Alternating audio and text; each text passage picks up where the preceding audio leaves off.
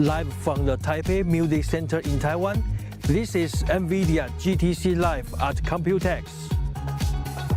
The eyes of the tech world are on Taipei as thousands gather at Computex, one of the world's largest showcases in the industry with a focus on AI and robotics, next-gen tech, and future mobility. This year, NVIDIA's founder and CEO, Jensen Huang, will open the conference with his signature keynote address. Until then, we've gathered some of the brightest minds and biggest names in tech to discuss the company's past, present, and future. The stage is set, the lights are bright. It's time for NVIDIA GTC Live at Computex.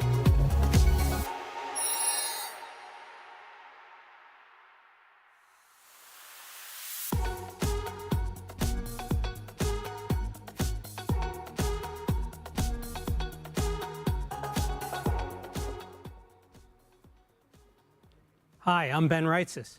And I'm Brady Wang.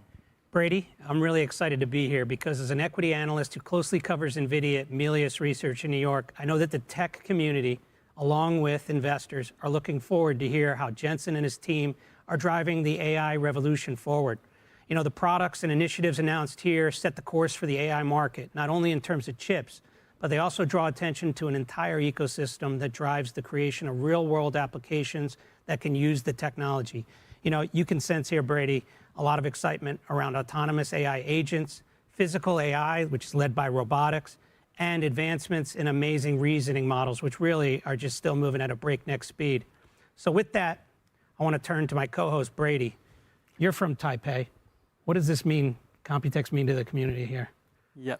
Hi, everyone. I'm Brady Wang from Counterpoint, and I'm excited to have you here in my hometown, Taipei, Taiwan. 欢迎来到我的故乡台北、台湾。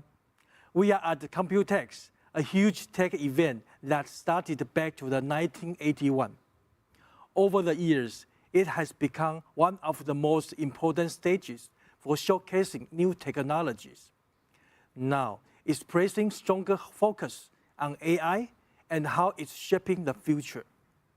It's a gathering point for the global tech communities where ideas are shared and innovation takes off. This year, GTC Taipei kicked off as one of the first key events at Computex, setting the tone for the week ahead. Thank you for joining us, and let's dive to the exciting world of tech, GTC Taipei at Computex. Well, as you can see, guests are filing into the venue. And you can see that behind us. But as the anticipation builds for Jensen's big keynote, which is coming up soon. But today in our pregame show, we're going to explore 3 chapters of NVIDIA's story that showcases how it remains at the center of critical partnerships across Taiwan. To that end, some of Taiwan's and the world's most important companies are joining us to set the table for Jensen's big keynote, sharing their unique perspectives and histories from the front lines of AI innovation. So right now, let's take a look at how NVIDIA's humble beginnings grew into something that is changing the world at a remarkable pace.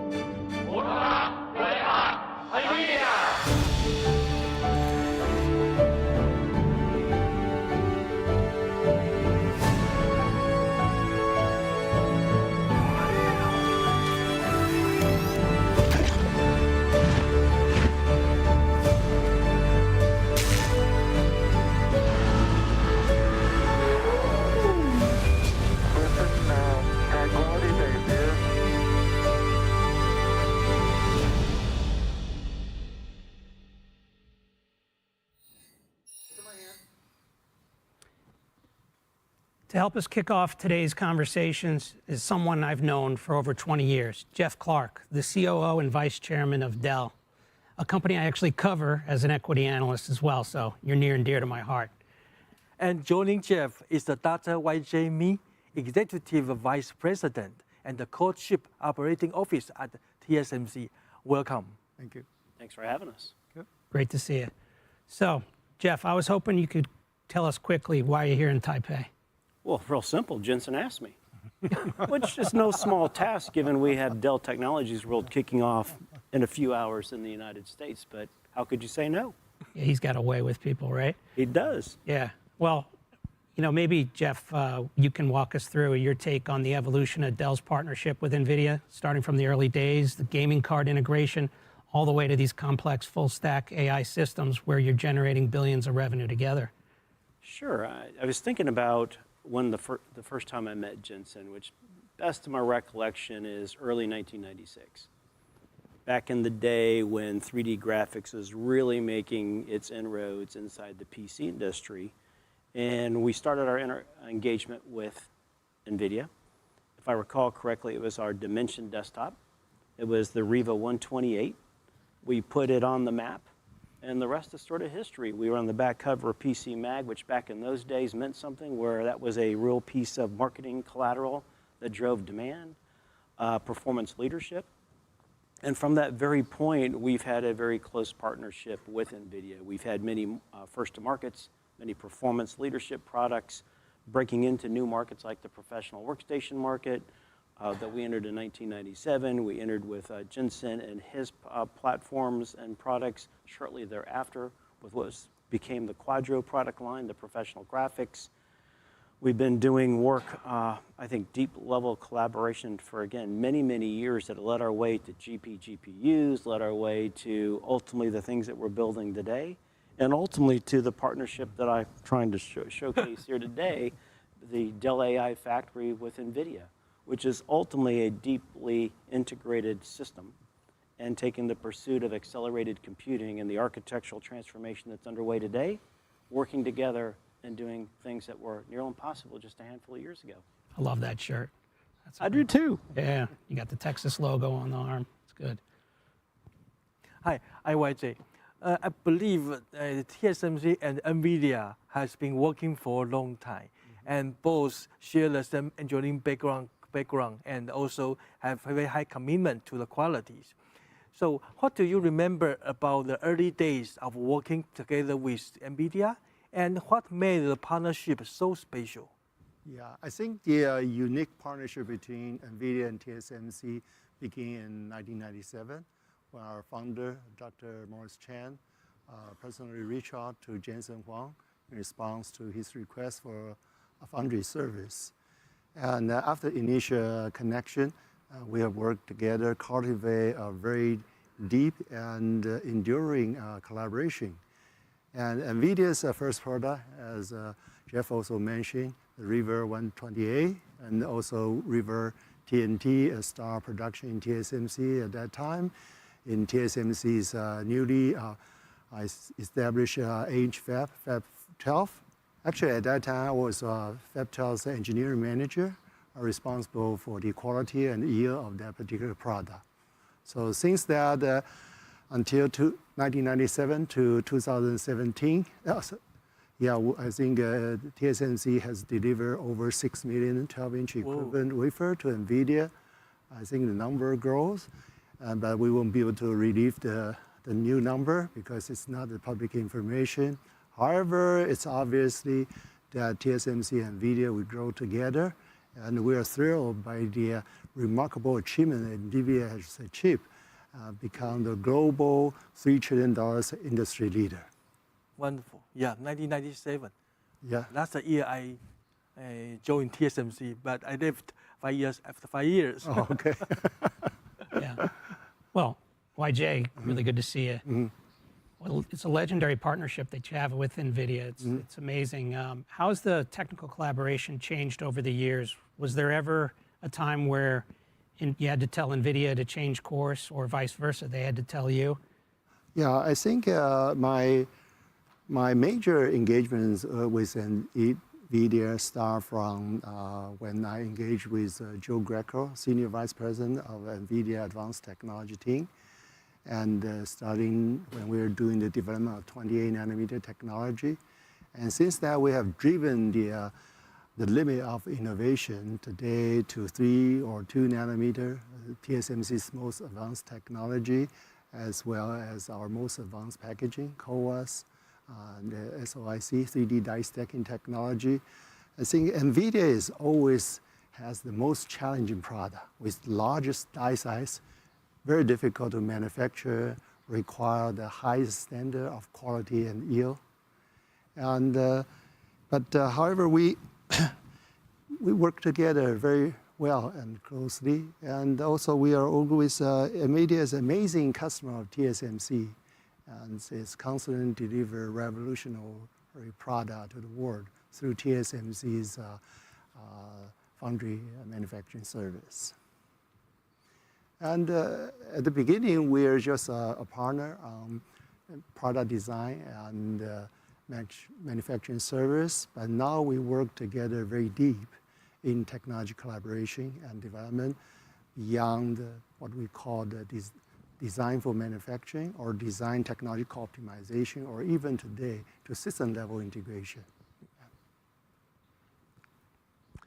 So, Jeff, now we are in Taiwan, and we know Taiwan is the center of the chip production and also the system production, right? So could you talk about the Taiwan chip and the system pipeline that enable Dell's global executions for decades? Sure, but maybe to build on a little bit about what YJ was talking about. I remember entering this industry, my first design was an 8086. Less than 50,000 transistors, 3,000 nanometers as we would cast it today. 286, 150,000 transistors, 1,500 nanometers, and now you're putting 100 billion transistors on a die at 2 nanometers. Amazing. It's a 3 million times improvement in density, 750 times smaller. That's what's enabling technology. That is why we're able to do and build the things that we're building today. And then you couple that, I was reflecting on my time here in Taipei. I think I first came in 1990, so I've been coming for 35 years. Whoa. I grew up in this industry with many of the tech giants on this island. And I think about the innovation they've brought, the manufacturing capability they've brought, the engineering capacity and capability, and it's enabling us to take a desktop market to become a notebook market, become a server market, network market, storage market, building out the fundamental infrastructure that our company needs, our customers desire to win in the marketplace. And I think about what's happening today with the computational intensity that we're getting out of the tremendous chips that are being manufactured, putting that together with high throughput, low latency fabric, taking that with some of the high speed disaggregated storage architecture that we have done, you bundle that together and you build these enormous computers that are capable of things, again, that we didn't think of 2 years ago, 3 years ago that were possible to do. And we're solving huge problems, and we've only scratched the surface. Yeah. Well, YJ, sounds like you make the world go round. NVIDIA's got a lot of great products coming. We got Blackwell, GB200s, and the GB300, Rubin. How are you collaborating about what's next? How are you shaping the future? We don't want to steal any thunder from Jensen, but how are you helping them make it happen? Well, for TSMC, it's important for us to put the right technology at the right time, of course, at a cost that makes sense. And NVIDIA, one of the NVIDIA's greatest strengths is their ability and agility to adapt strategy to keep pace with the ever continuous changing market trend. So throughout these years of collaboration, we have been able to develop a reason to work together, allow us to respond quickly and to cope with the fast-moving market trend. How about you, Jeff? How are you adapting to move as fast on Jensen time? Speed of light, you mean? Yeah. You've heard that, haven't you? The speed of light? Yeah. Look, I think what's happened is, for us, we've had to rebuild our engineering model. The time between new pieces of technology and its adoption has forced us to rethink and reinvent our engineering flows, how we produce the type of energy density, the GPU density, how we power and cool these things in record time. It's changed the way we've innovated. We're quite excited in our ability to respond, and it's the deep collaboration that we have with NVIDIA that's enabled us to do that. The yield was we were the first to ship a GB200 with NVL72. That was deep collaboration done in a very short period of time, meeting the market needs and to respond to what customers wanted. And with Jensen going, we need to get this to the marketplace, that's what's underway. It's changed the fundamentals of how we develop and deliver systems and solutions to the marketplace. I've seen you work. This is the fastest I've ever seen you guys work. So, YJ, what are you excited to see today? What do you want to hear from Jensen today? Oh, definitely. What's his outlook on the AI, the new era everybody is looking for? Yeah, that's critical. Yeah. And we want to understand what the future application, what the future opportunities. Yes, yes, definitely. How about yourself? What are you looking forward to hearing from Jensen today?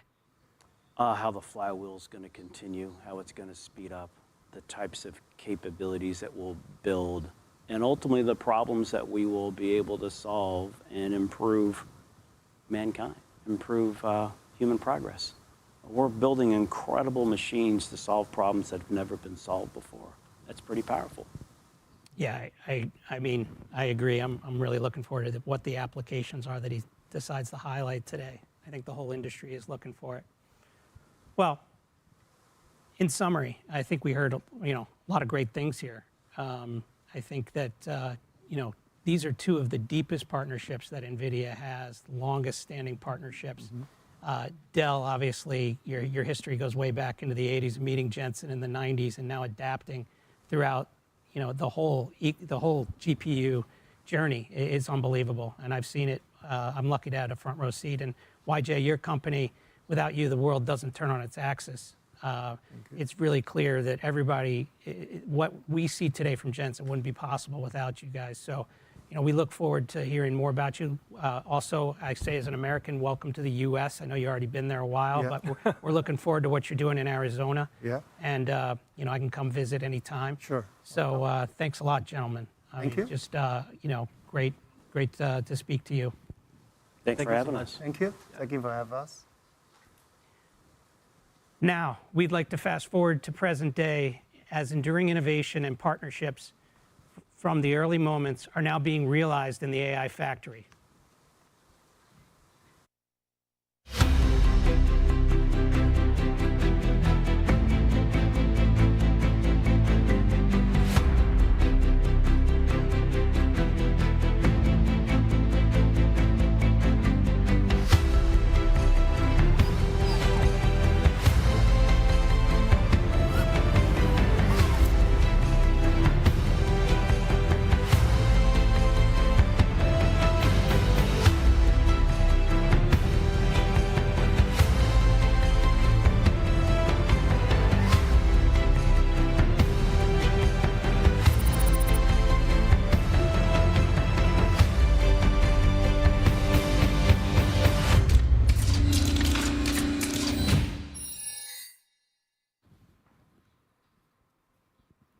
Let's welcome our next three guests, Eva Chen, Jiang Nishi, and Mike Yang. Eva Chen is the co-founder and the CEO of Trend Micro. Jiang Nishi, the chairman of ASUS, and Mike Yang, EVP of Quanta Computer and the president of Quanta Cloud Technologies. Welcome. Thank you. Great to see you. Great Good to see seeing you. you. And hi, Brad. Pleasures. Thank you so much. Nice to see you. Nice to meet you here. Yeah. I'm really excited to speak to you all. Eva, we'll start with you. No, thank you. So- Maybe first. Yeah, well, I think you're the only security leader that we're speaking to this morning. So, securing AI is a huge deal. We get asked about it a lot. I want to learn from you. How are you doing it, and how are you working with NVIDIA to secure AI? It sounds like a big job. Wow, that's a big job because, if you think an organization is like a person, security before, we were just securing your leg, your arms, right?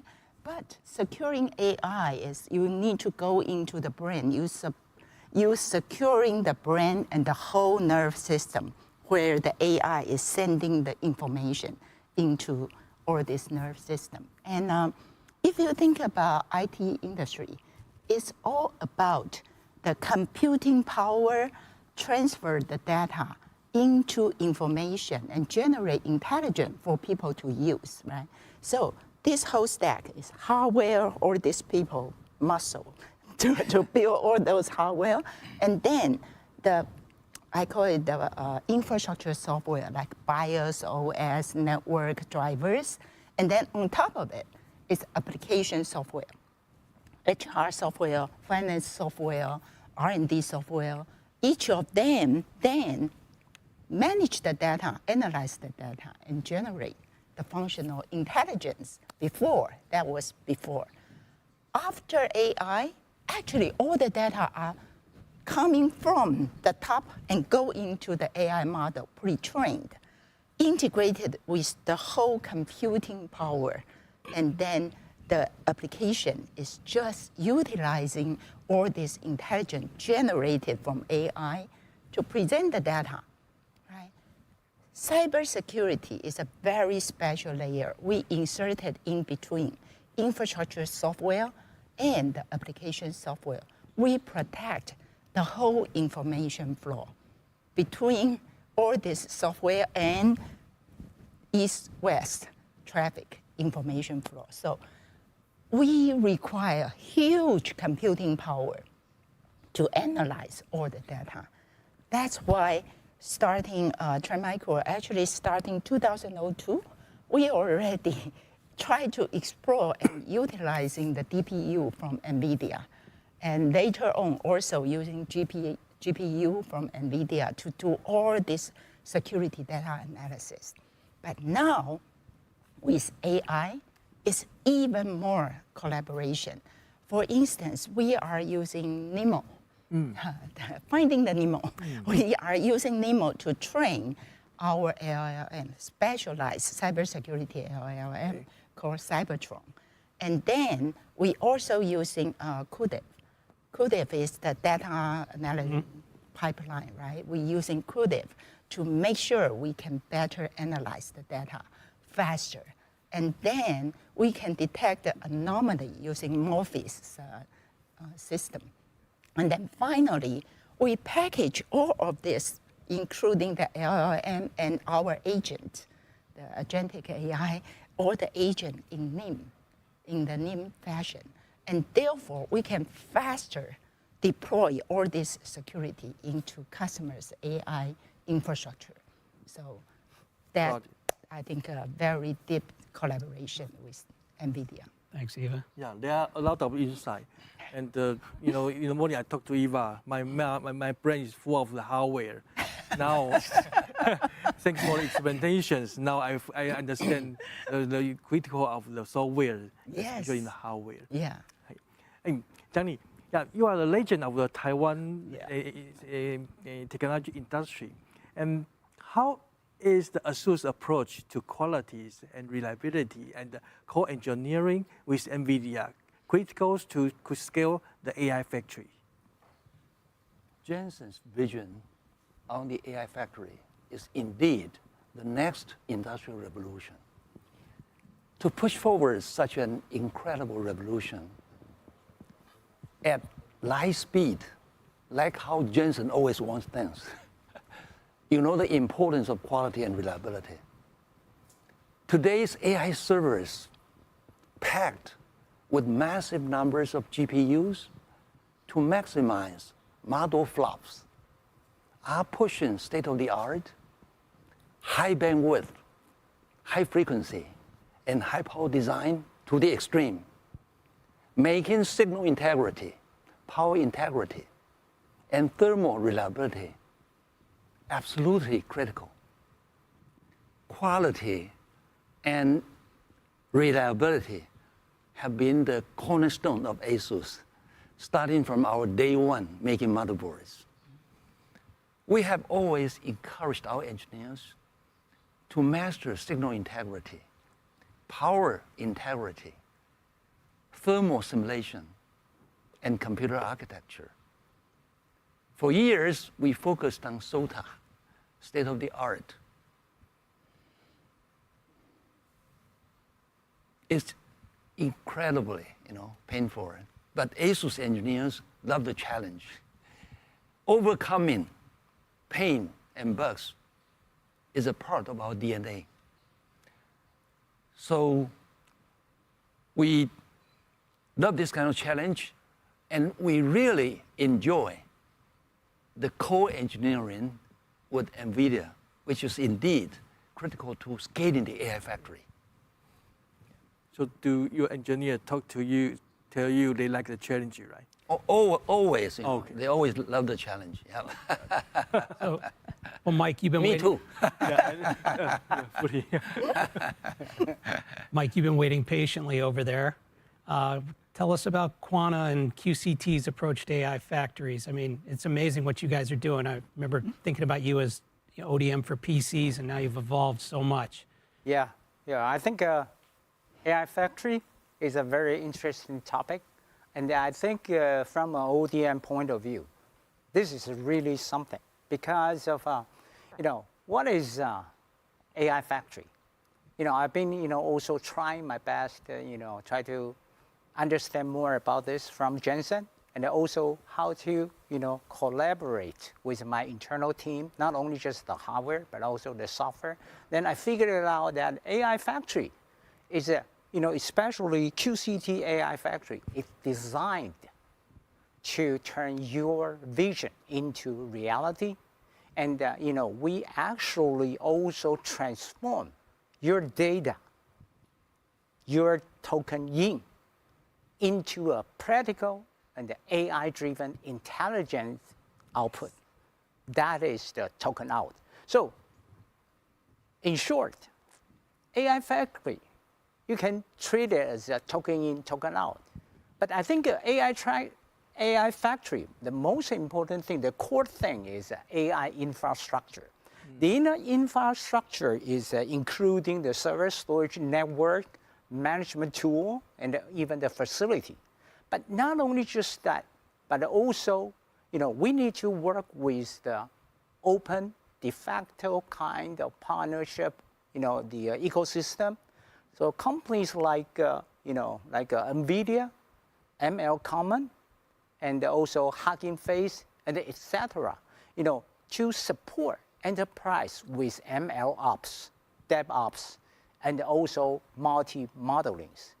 And the AI factory is not only just these two, but the most important thing is from the business point of view, you need to fulfill customers' requirement. So from the vertical industry, how you fulfill their use cases with the AI embedded, that's another thing. So we try our best to integrate the whole thing and to speak the same language with our customers and to provide the best fit solution for them. So this is, I think, is what we are calling the AI factory. And from Quanta and QCT's point of view, we've been facing this into our server factory, our manufacturing. And we find out because of the Omniverse, because of the digital twins, it helps us improve the labor cost, cut down 50%, and in terms of productivity, increase 30%. And the most important thing is when we change the line, do the production planning, it also helps us to reduce the time, cut it in half. So I think basically this is the target that we're working on and which is very much in line with Jensen's idea. Yep, right. What I learned from NVIDIA is that the AI factory actually is token creations, token factories, right? Yes. And Yeah. take TSMC, for example, we always expect TSMC to increase the capacity, right? Yes. So we expect the AI factory to create more token and to create more money. Yes. That's how I said it. Business model. Yes. Yeah. And yeah, so again, the question for Mike is that can you discuss how you work with NVIDIA partners to develop the advanced server platform? Right. Okay, I think this is a wonderful journey. I think I still recall that at the beginning stage, we start, my engineering team start working with NVIDIA from the DGX1. I think everybody knows that's the first GPU server for NVIDIA in 2014, 15. So it's been almost 10 years.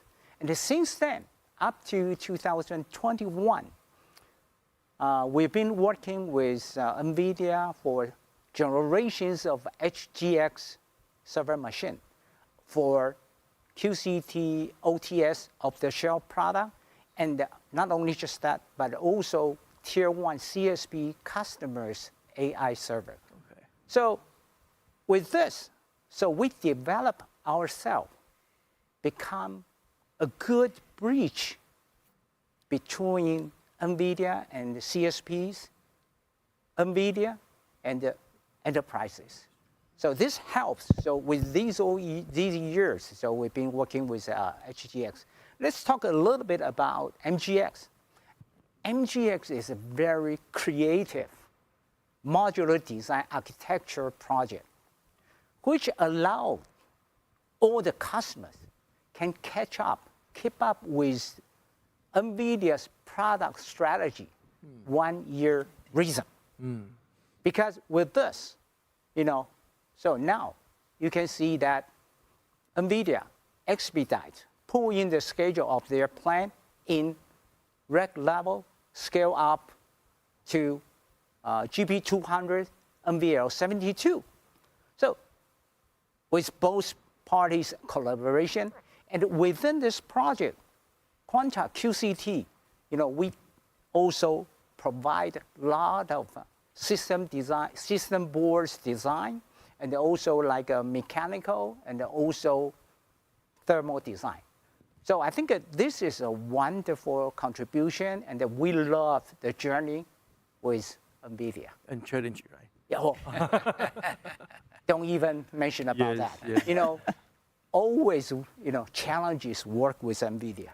Because Jensen, I think he is always very, outrageous. Creative. Yeah, creative. So always we need to keep up with, his thinking. Yeah, additional question here. You mentioned the 1 year RIP, right? Yep. Yeah, the first I heard that, I was very surprised because that's a very fast pace, right? So, yeah, you and also maybe the TSMC and the other companies, vendors must also face the challenges. Yeah. Try to keep up with NVIDIA. It's a big challenge for this industry because usually, for x86, this kind of, product lined up usually takes a longer time, so. Yeah, mature. But comparing to speed of light, Okay. NVIDIA, this is different. So originally, when Jensen mentioned about 1 year reason, everybody, especially from my engineering team, just say, Whoa. "What? Are you sure you want to do this with all the new advanced technology?" Yeah. That is more important. It's not mature technology, but we take the challenges. Yeah, but you did it. You did Yeah, we did it. Yeah, but I Talking think we about did. challenge. Yeah. Just preparing this pre-game show thing, the change speed of NVIDIA's staff worker is amazing. Yeah, in the last Every 5 minutes, minute. NVIDIA just launched a new chip. Well, that's great. Hey, Johnny, let's turn to you. I remember listening to you 20 years ago as a player in PCs, but how did you evolve? How did you get ASUS to evolve to be an AI infrastructure company and now partner with NVIDIA for these next-gen systems? Okay, our strategy is to go all in on AI. Okay? At ASUS, we have a comprehensive AI strategy called Ubiquitous AI, Incredible Possibilities, which aims to integrate artificial intelligence across all facets of business, from the cloud to the edge to PCs and end devices like phones and robots, making AI accessible to everyone, everywhere. We also invest heavily in software development, from the infrastructure layer to the system software platform layer, including our vital ASUS AFS, AI Foundry Service, ASUS AI Hub, AIDC, ASUS Infrastructure Deploy Center, and ACC, ASUS Control Center. And to the application layer, like smart medical, smart manufacturing, smart retail, and smart city, and so on, our goal is to provide an end-to-end AI factory service that includes design, manufacturing, and service. Yeah. Thanks to the national level Taiwan supercomputer project, which we took the major responsibility for, we have established a full spectrum of capabilities from hardware to software to support NVIDIA's magnificent AI factory vision. Beyond that, we've established global server manufacturing facilities at major global locations to further shorten the supply chain for our worldwide customers. One of our unique strengths is that we have over 2,200 locations globally to serve customers, including tailor-made SLA end-to-end solution services, and work closely with major vendors and partners worldwide. Our successful cases cover Taiwan, Japan, Korea, India, US, Europe, Middle East, and many countries in Southeast Asia. Thanks, Johnny. Thank you. Yeah, again, a lot of insight here. Yeah. Thank you. And Iba, the next question is important. As we are now in GTC Taipei at Yes. Computex Taiwan, right? So I believe Trend Micro is a Taiwan-based company. And could you share us what's a unique advantage come from being a Taiwanese-based company? Well, actually, Trend Micro is the only global software company that is originated from Asia. Okay, We are the true. largest one that is originated from Asia. And so software is the part that we are very unique. In Taiwan, we are so famous with all this hardware manufacturer, TSMC, and all these muscle guys. And but last year's GTC, actually last year's Computex, when Jensen Huang shows the map of the supply chain and the little Taiwan in there, Trend Micro was the logo underneath there, and we were the only software company. When I saw the map, my tear almost come down. It's so I understand. feeling. So I think this time the AI security, AI factory, is actually originated from the software factory. Last time Jensen was talking about this AI factory, and he said he called all the software engineers as the software factory worker. I was saying, oh, thank you very much for calling me. Like, I thought I'm the white collar worker. Now I'm the all-true black hats, right? But that's, I think, is what AI factory means, right? If you transform from software factory to AI factory, this whole ecosystem is going to change. I believe Taiwan should play an even bigger role in the whole IT industry, not just the hardware computing power manufacturing, but the integration of software, hardware together to solve customers' AI question and problem infrastructure. New factory concept. Right, that's the new factory concept.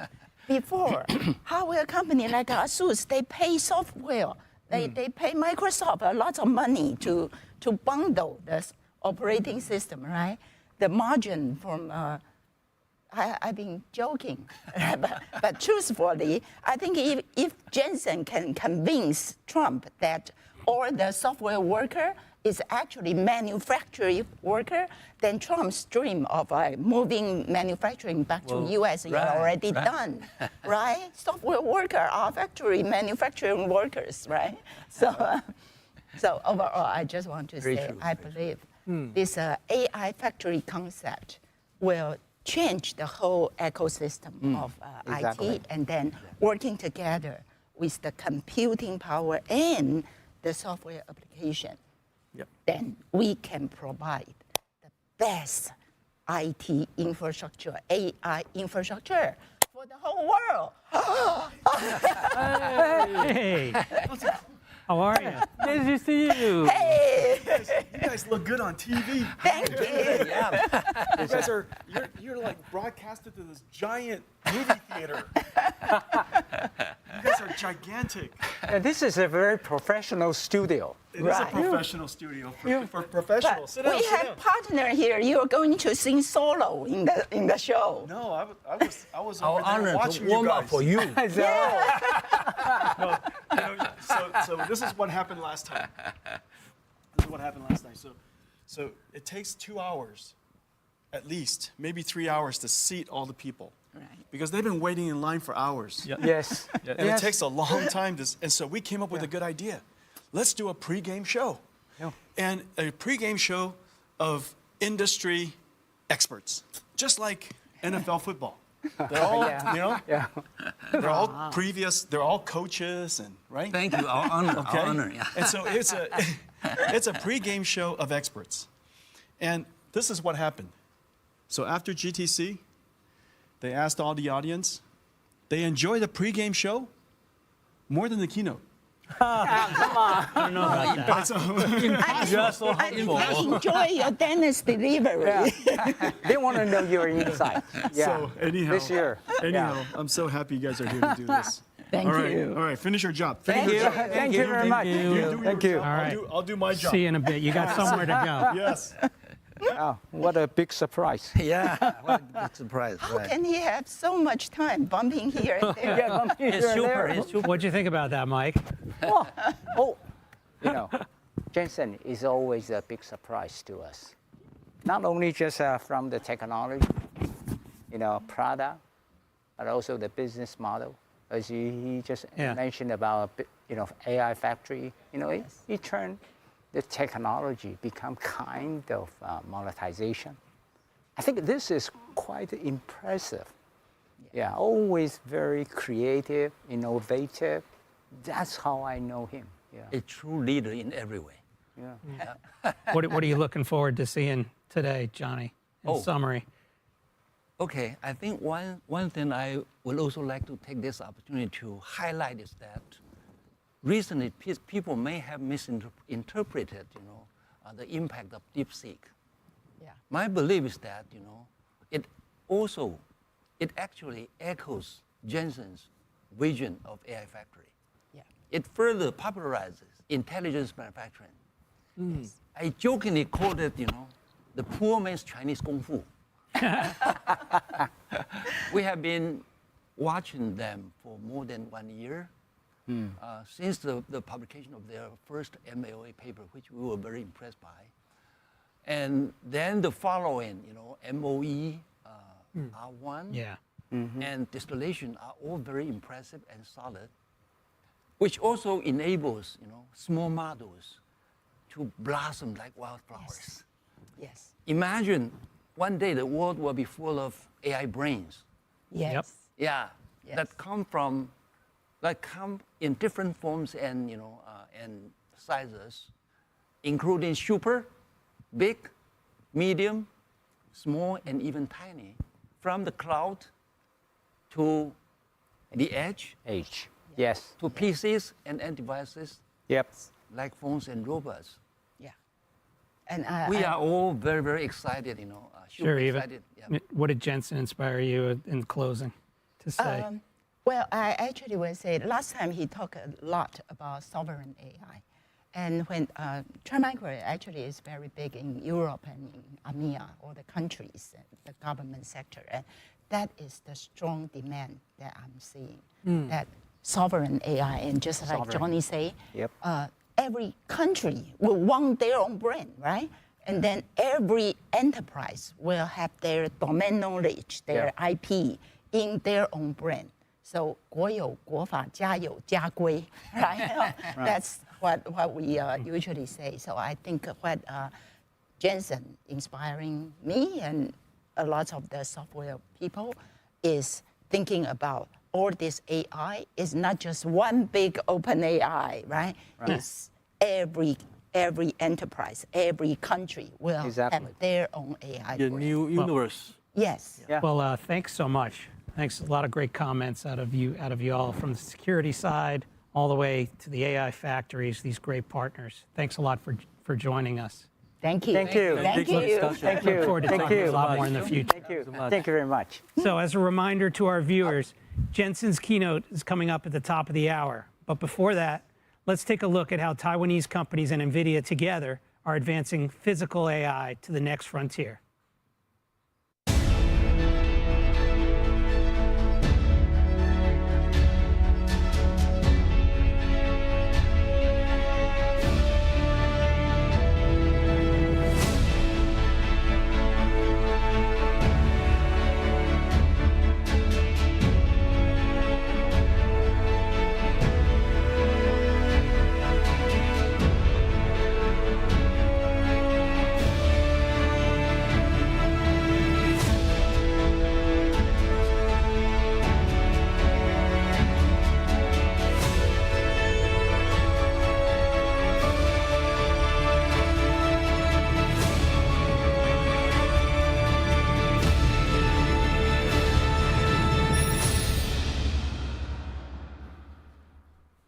We're so excited to discuss the world of robotics with Scott Huang, COO of Techman Robot, a division of Quanta who helps companies develop robots.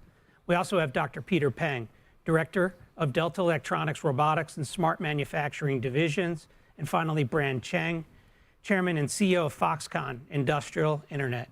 Thanks, gentlemen. Thank you. Good morning. Thank you. Good morning. Hi, Scott. Welcome. Yeah. And I have a question. We know the robot in your Techman has a collaborative robot we call Cobot, right? So it's a vision-based robot, right? Could you help to tell us about what role did you see the Techman playing in the next wave of intelligence manufacturing, especially in Taiwan? And any practical example, use case you can share with us? Yes, and actually, we started Cobot development around 13 years ago, and actually the Cobot we have is vision embedded. So in the beginning, we think the vision capability is a must to have for the collaborative robot. So we not just provide the Cobot, the motion only. So for example, the vision here, we build in, and it's native. So the capability for a robot is a must to have. So in that timing, we provide a smart robot, collaborative robot for our customer. The differentiation compared with industrial robot is a gap. So because traditional robot, what do they have? The sensing only, the motor angle they have in traditional robot, because just they do some movement, one point to another point. So the computing power for the robot, right, industrial robot, is just motion. Only system of degree of freedom. So the computing is very easy. But once the intelligence comes, the vision is most important for the robot, like a human, right? We can understand the environment. We can reasoning, we can planning what we would like to do. That's why we have this capability. Most important is the vision. So 13 years ago, we think it's a must to have. If we compare the worldwide, I think we are very few company is, vision is built in our robot. So in that timing, so we, that's around few years, we cooperate with a Taiwan manufacturer company. Yep. Yeah, for example, semiconductor and electronics, even CNC machinery, those of the manufacturer. And what they need is an intelligent solution for them. Why they need the intelligent? Because if you just take one object from one point to another point, like the brain work to do these things. But we have the vision. So in their, for example, for CNC, in their production, their object come, the object don't need to fix in one precise position, because our vision, we can do positioning, compensate the variation and the pick. And after, process. And we also can check the quality, maybe some scratch and the AI function we are run. For sure, we also few, correct robot or industrial robot, the control bus, we embedded NVIDIA GPU inside. So we can do AI inference in our control bus. So like edge computing. I see. So that means the robot can do the calibration by itself, and also can recognize the image, and also can make some intelligence movement by itself, right? Yes. And with the box below, embedded with NVIDIA GPU, it can do some high-level language model or something, right? Yes. Yeah. So today you bring the robot. Is that the real robot or just the mini one? Sure, it's a toy, but okay. Our the terminal robot is Okay. I think it's easy for. I understand. Yes. You understand what the difference, because you can see there's the vision here. Yeah. Well, thanks. Hey, Peter, can you talk about your collaboration between Delta and NVIDIA? Maybe focus on the integration of your D-Bot series of robots with NVIDIA's Omniverse? Sure, of course. Actually, we are producing a lot of different kinds of products for data center related, of course, included NVIDIA. And we are building the power modules for the data centers related. But our production line didn't really can be optimized or remote control the quality so easily. Yet, we have the chance to cooperate with NVIDIA, and based on the Omniverse, and combine with our, we call machine and robot twin, that can, based on our edge computing, connecting our machine and robot immediately, real-timely, return the necessary critical parameters and back to remote. For example, our production line in Thailand, in somewhere else in the world, but we can remote monitoring, measuring, and even calibrate, like Scott just mentioned, the robotics. While the machine have some strange things happen, we can remote calibrate based on the Omniverse, thanks to the Omniverse. And we have the beginning from the real to sim. We have the real production line, but together with Omniverse, it becomes better. And that is not enough. People need, we need to have much more productivity. Like Jensen just shared with us the day before, yesterday, mentioned about people used to consider cost down. But now, more and more productivities. But from our side, we need to be balanced. So for the new production line, can we do from sim to real or not? Can we minimize the unnecessary waste as much as possible? So we also cooperate to based on the Omniverse to do the virtual design, even from the very beginning of the product design. And then later on for the related machine, robotics, together with the necessary process technology to make the products correct and make the customer satisfied. So based on Omniverse, again, we do from sim to real. That means we don't need to really build the production line so soon, but we can make sure everything that almost like the reality and minimize the try and error after. So we cooperate with NVIDIA so closely from real to sim and sim to real. Okay. So this is what we have done, and we will continue to do not only for the robots, but machine, process, the whole production line. And actually this afternoon we will show the whole factory's simulation as well. Mm-hmm. Thanks. Well, hey, Brand, great to see you. I mean, you're a company that we look at in our work very closely from your work with iPhones to smartphones to everything. But this robotics initiative is really amazing, and I think it needs more coverage. I was wondering, how did FII and NVIDIA first start working together and collaborating? Okay, so probably people know we are running lots of manufacturing for the electronics. So we have more than, the entire Foxconn group have more than 200 campuses over the world. So just like what Jensen mentioned, the evolution trend of AI, from perceived AI to generative AI to agentic AI, even up to physical AI, we gradually followed on this. So back to 2016, we built the HPC with NVIDIA solution for medical research. We do not only make the smart manufacturing, but also like medical research to help something like a medical simulation, like 3D rendering in terms of tumor research.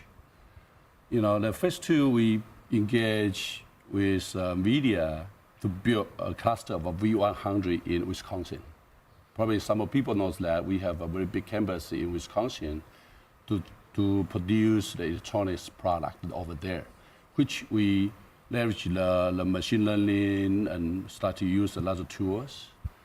But back to 2023, when Gen AI was booming. So we start to look at that, how to leverage the rapids under the ISAC.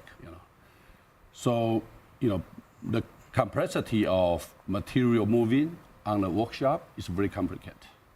So how are you going to use AI? So we do train the AI model to move the material and send a signal to the material tower, also correlate it, to the AGV, to the AMR, to the robotics. So actually, we make an ecosystem about this, to drive the material handling. And at the end, the impact is like we improve the unit per hour per person about 73%. With these AI models, with AGV, AMR together, we reduce the delivery cycle time about 25%. Whoa. Yeah. And more than that, at the worst, we are thinking how to raise up the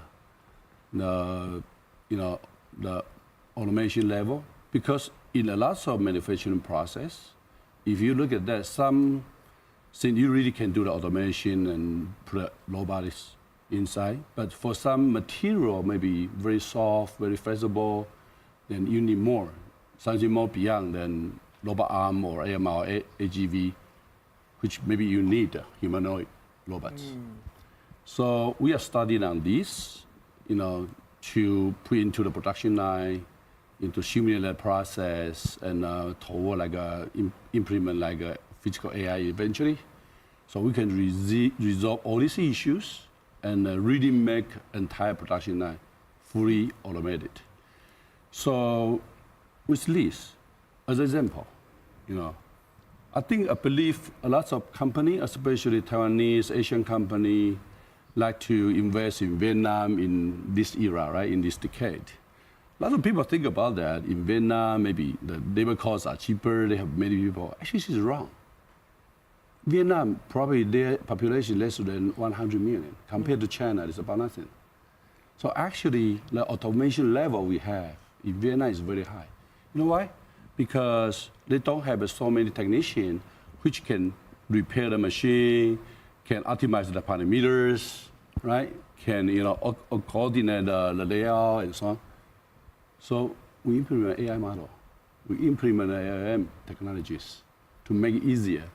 Then how are you going to enlarge this? How are you going to enlarge this? So we use Omniverse.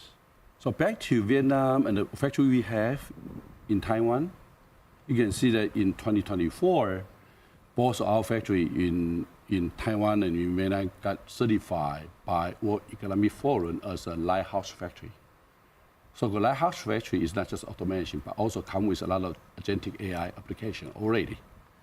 you know, and the server factory we have in Taiwan is the first one in the world for the server, you know, as a lighthouse factory. So going forward, just like Dr. Peng said that, we leverage NVIDIA, work very closely on Omniverse. How you're going to reduce your cycle time, how you're going to drive high accuracy, high efficiency, high consistency for your operation when we have more than 200 campuses for the same product, Omniverse. With Omniverse, with the Isaac platform NVIDIA have, we work on robotics, you know, then also lots of LLM training.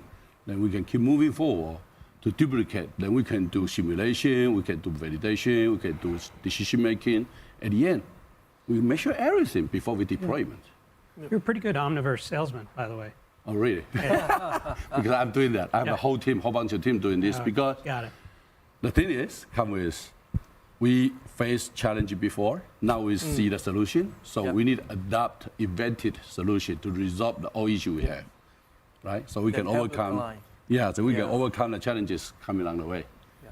Thanks. A lot of good insight, and I always like to hear about the use cases, and you to bring a lot of use cases. Yeah.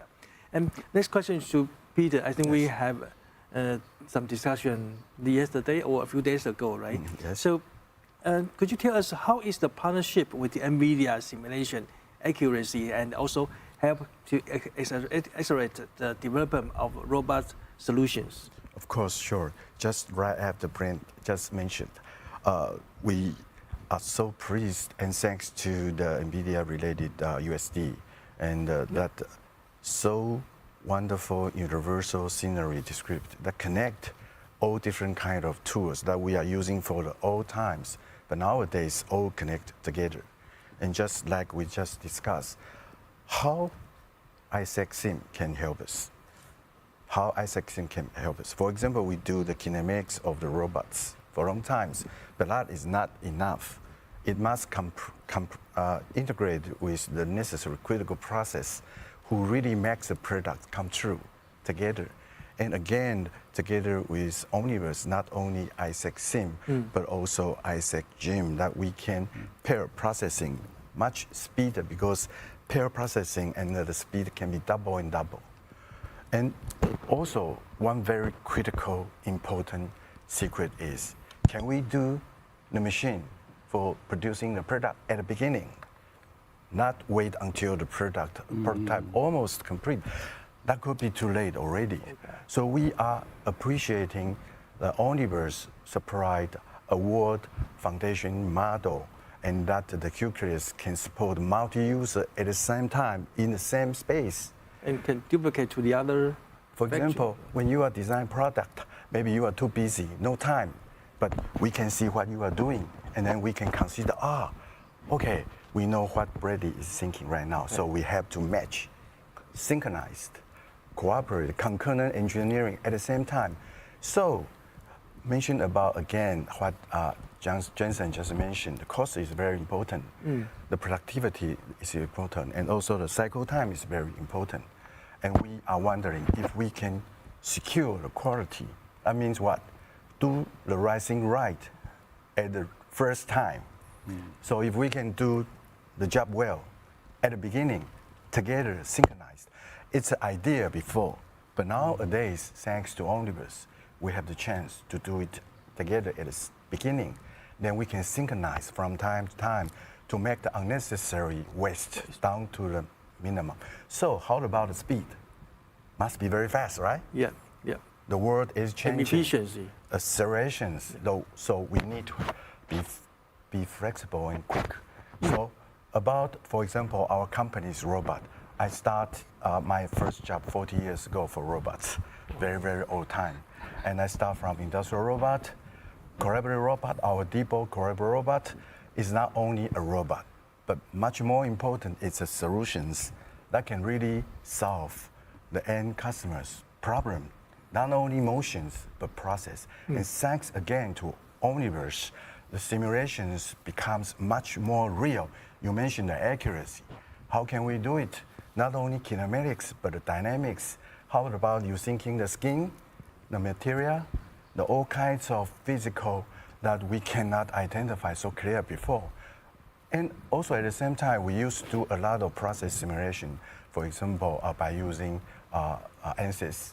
Nowadays, that all can be connected with Omniverse, or even just do it in Omniverse. So a lot of challenge coming, but still I believe together with Omniverse, we can conquer so many things. Not only the machine, not only the production line, but the whole factory.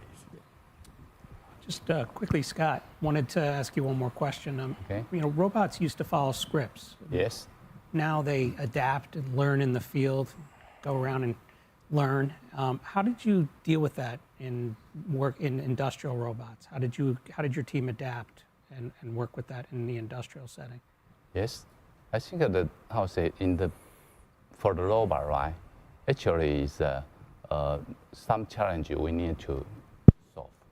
And for example, for sure the smart robot is needed for the end customer, but how easy for the engineer they can implement the solution in their production line.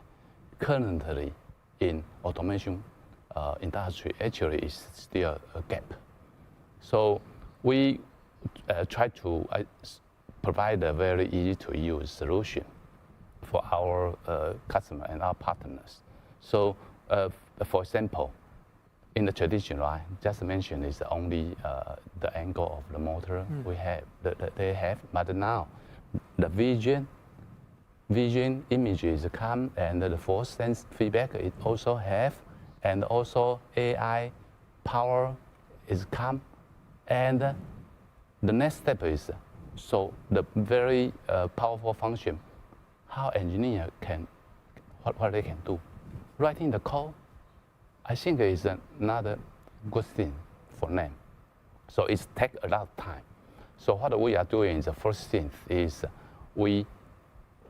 hardware portion. Hardware is easy, ready to go.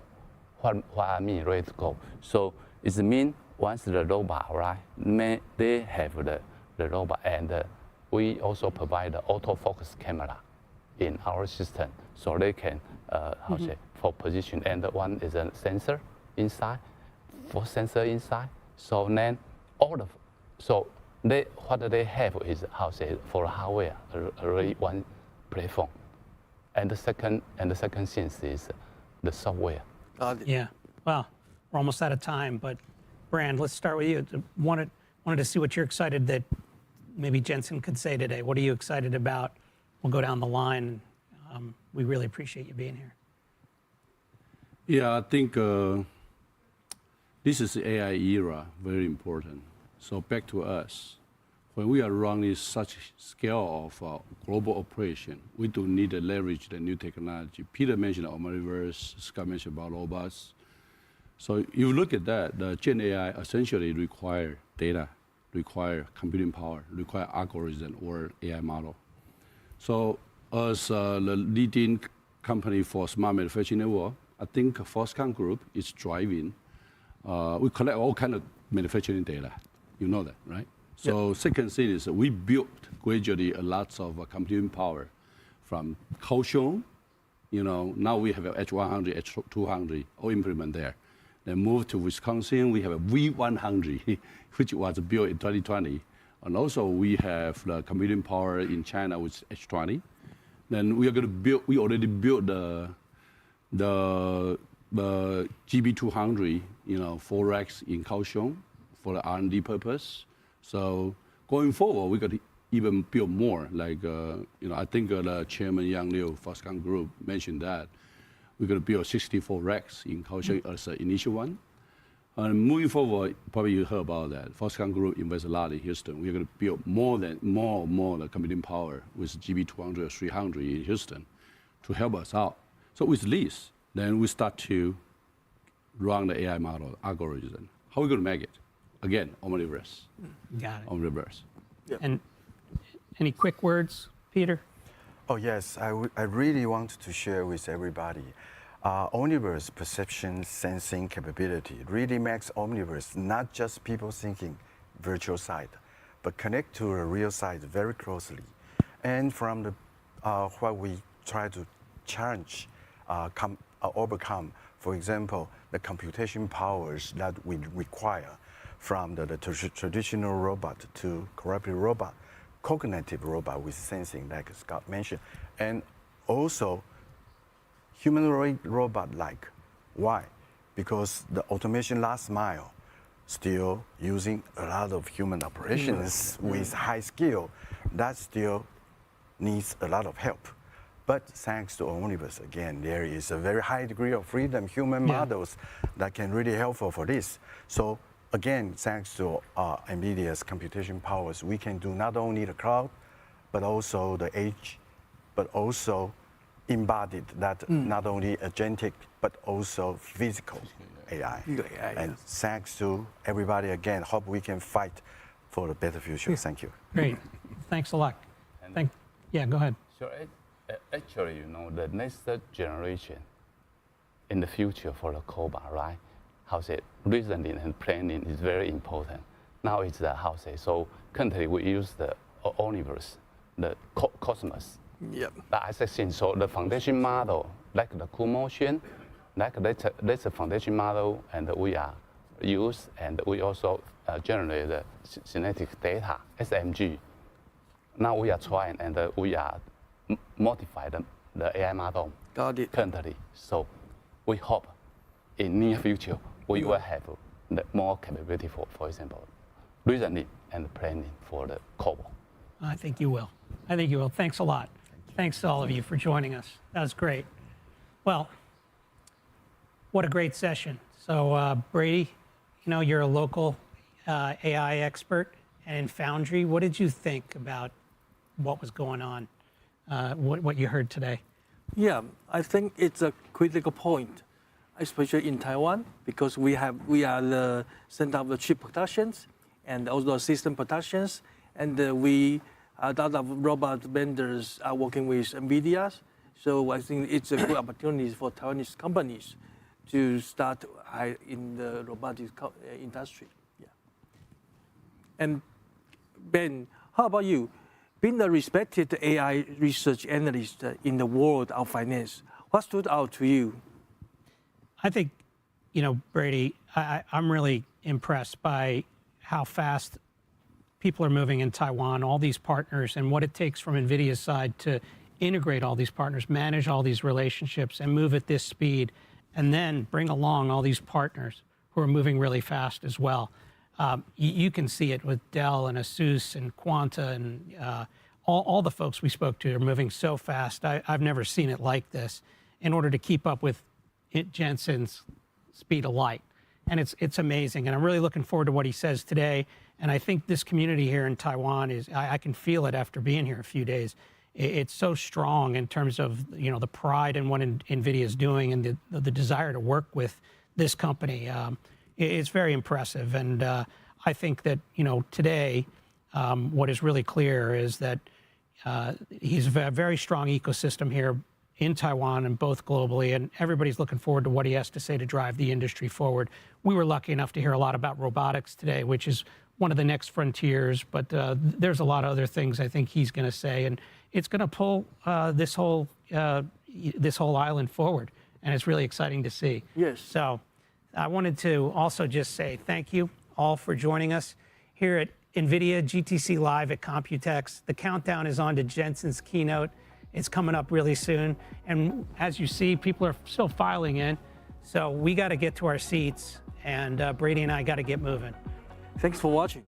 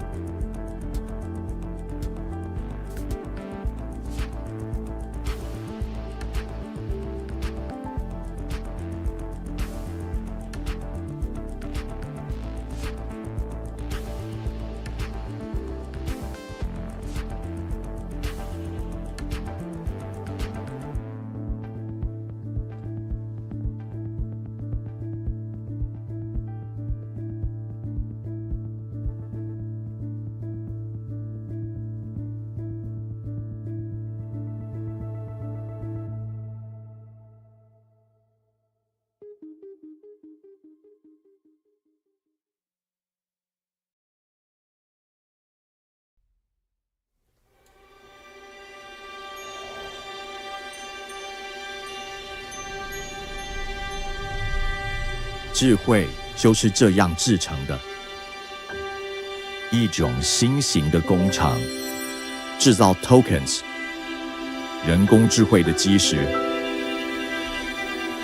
tokens 开拓了一个新领域，带人们步入非凡世界，孕育无限的可能。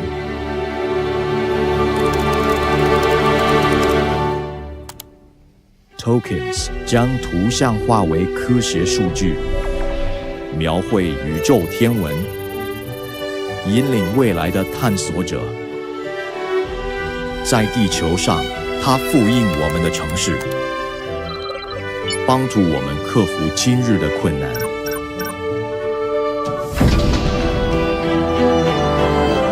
Tokens 揭发物理定律，让我们更快抵达目的地。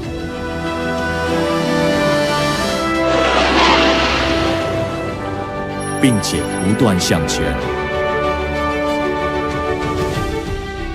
Tokens 可以提前发现疾病的征兆，助我们揭开生命的奥秘。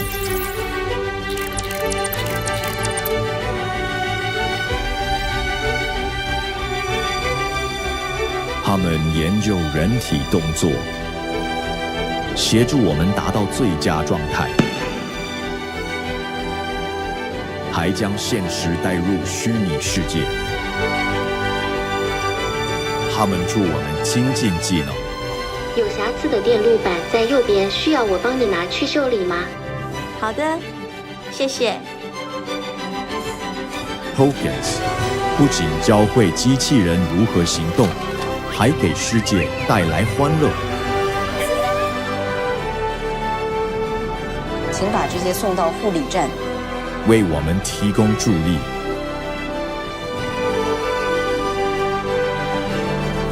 应让美好生活触手可及。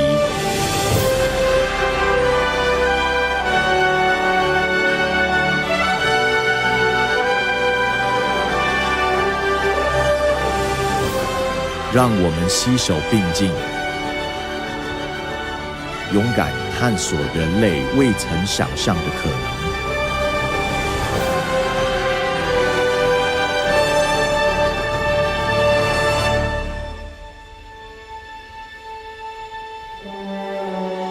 这一切都从这里开始。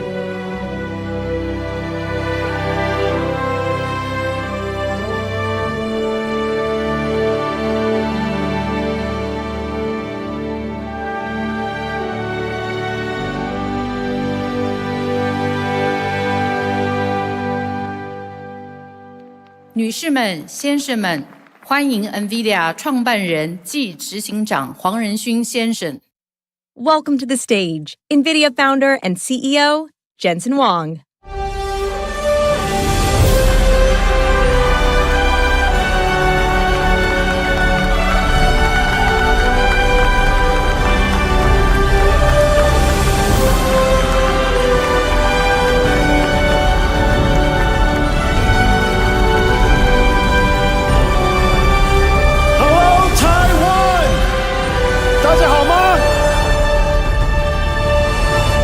It's great to be here. My parents are also in the audience. 我爸爸妈妈来，他们在哪里？ They're up there.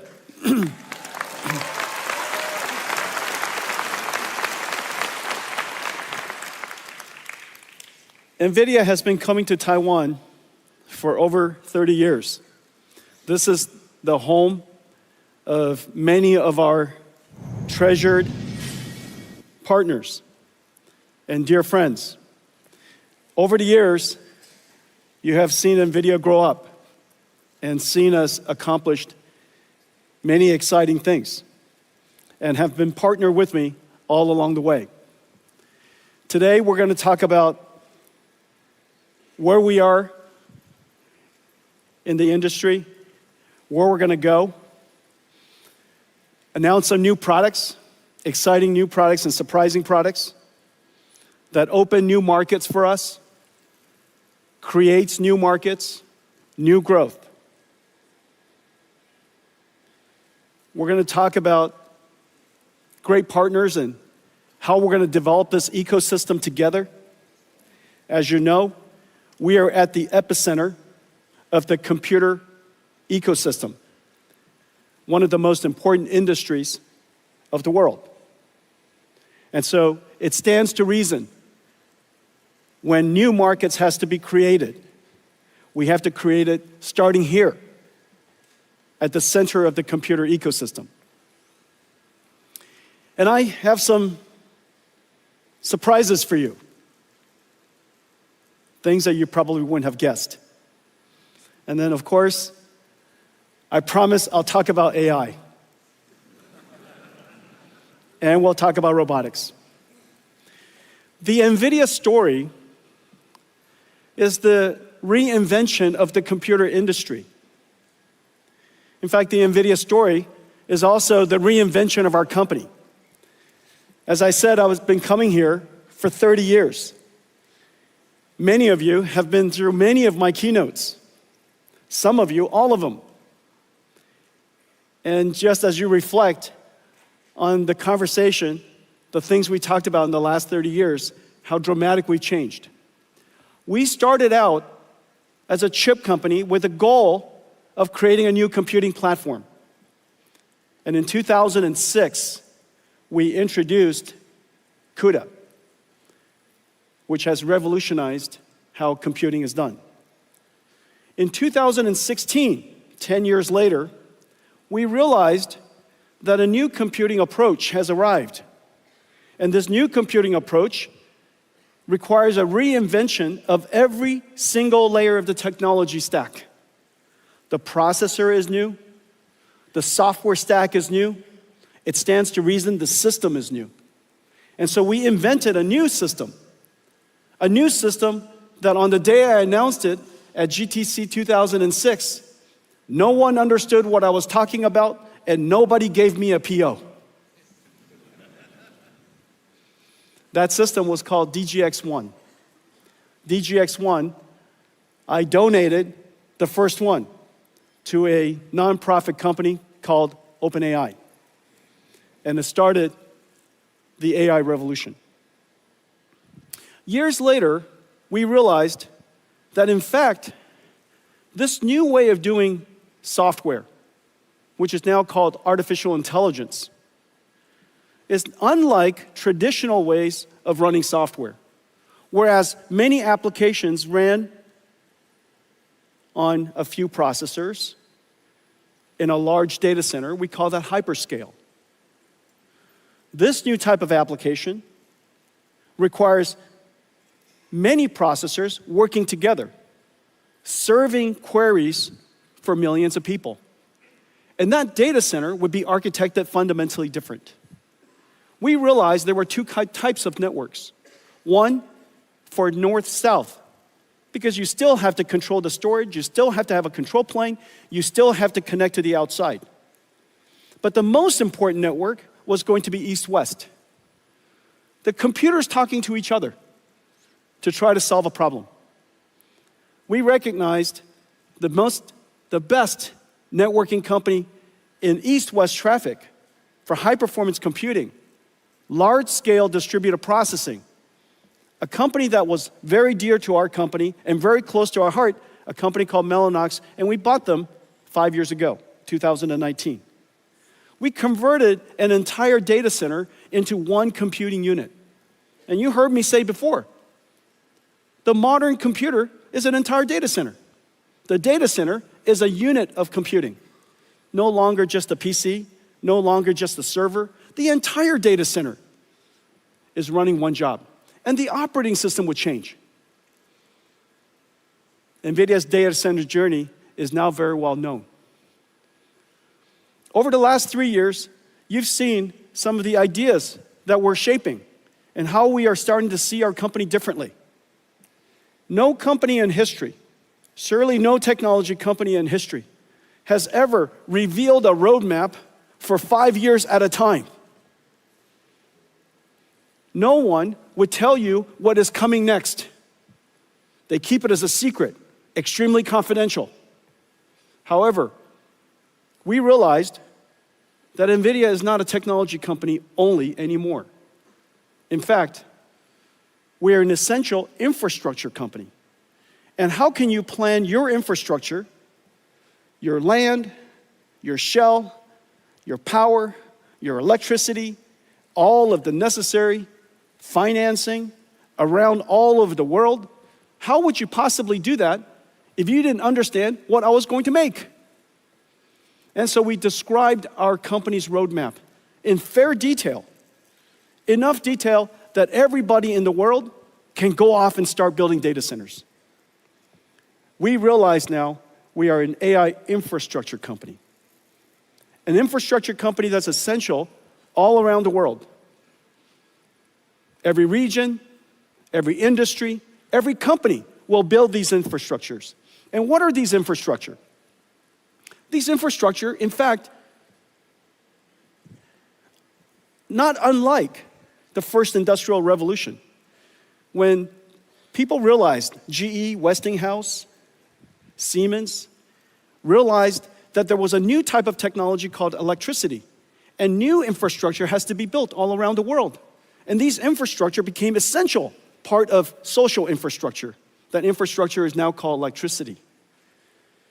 Years later, this is during all of our generation, we realized there was a new type of infrastructure. And this new infrastructure was very conceptual, very hard to understand. And this infrastructure called information. This information infrastructure, the first time it was described, made no sense to anybody. But we now realized it is the internet. And every internet is everywhere, and everything is connected to it. Well, there's a new infrastructure now. This new infrastructure is built on top of the first two. And this new infrastructure is an infrastructure of intelligence. I know that right now, when we say there's an intelligence infrastructure, it makes no sense. But I promise you, in 10 years' time, you will look back and you will realize that AI has now integrated into everything. And in fact, we need AI everywhere. And every region, every industry, every country, every company, all needs AI. AI has now part of infrastructure. And this infrastructure, just like the internet, just like electricity, needs factories. And these factories are essentially what we build today. They're not data centers of the past, a $1 trillion industry providing information and storage, supporting all of our ERP systems and our employees. That's a data center of the past. This is similar in the sense that it came from the same industry. It came from all of us, but it's going to emerge as something completely different, completely separated from the world's data center. And these AI data centers, if you will, are improperly described. They are, in fact, AI factories. You apply energy to it, and it produces something incredibly valuable. And these things are called tokens. To the point where companies are starting to talk about how many tokens they produced last quarter and how many tokens they produced last month. Very soon, we'll be talking about how many tokens we produce every hour, just as every single factory does. And so the world has fundamentally changed.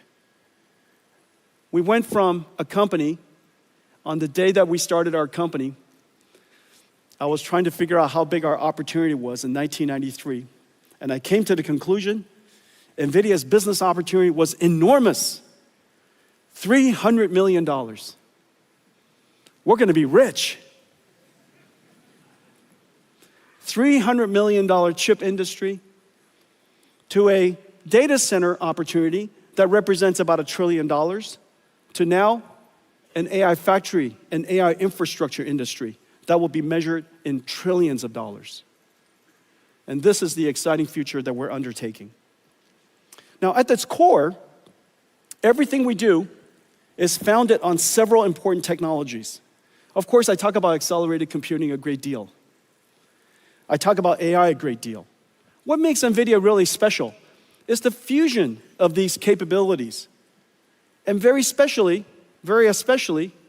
the algorithms, the libraries, what we call the Computex libraries. We're talking about libraries all the time. And in fact, we're the only technology company in the world that talks about libraries nonstop. And the reason for that is because libraries is at the core of everything that we do. Libraries is what started it all. And I'm going to show you a few new ones today. But before I do that, let me show you a preview of what I'm going to tell you today. Everything you're about to see is simulation, science, and artificial intelligence. Nothing you see here is art. It's all simulation. It just happens to be beautiful. Let's take a look.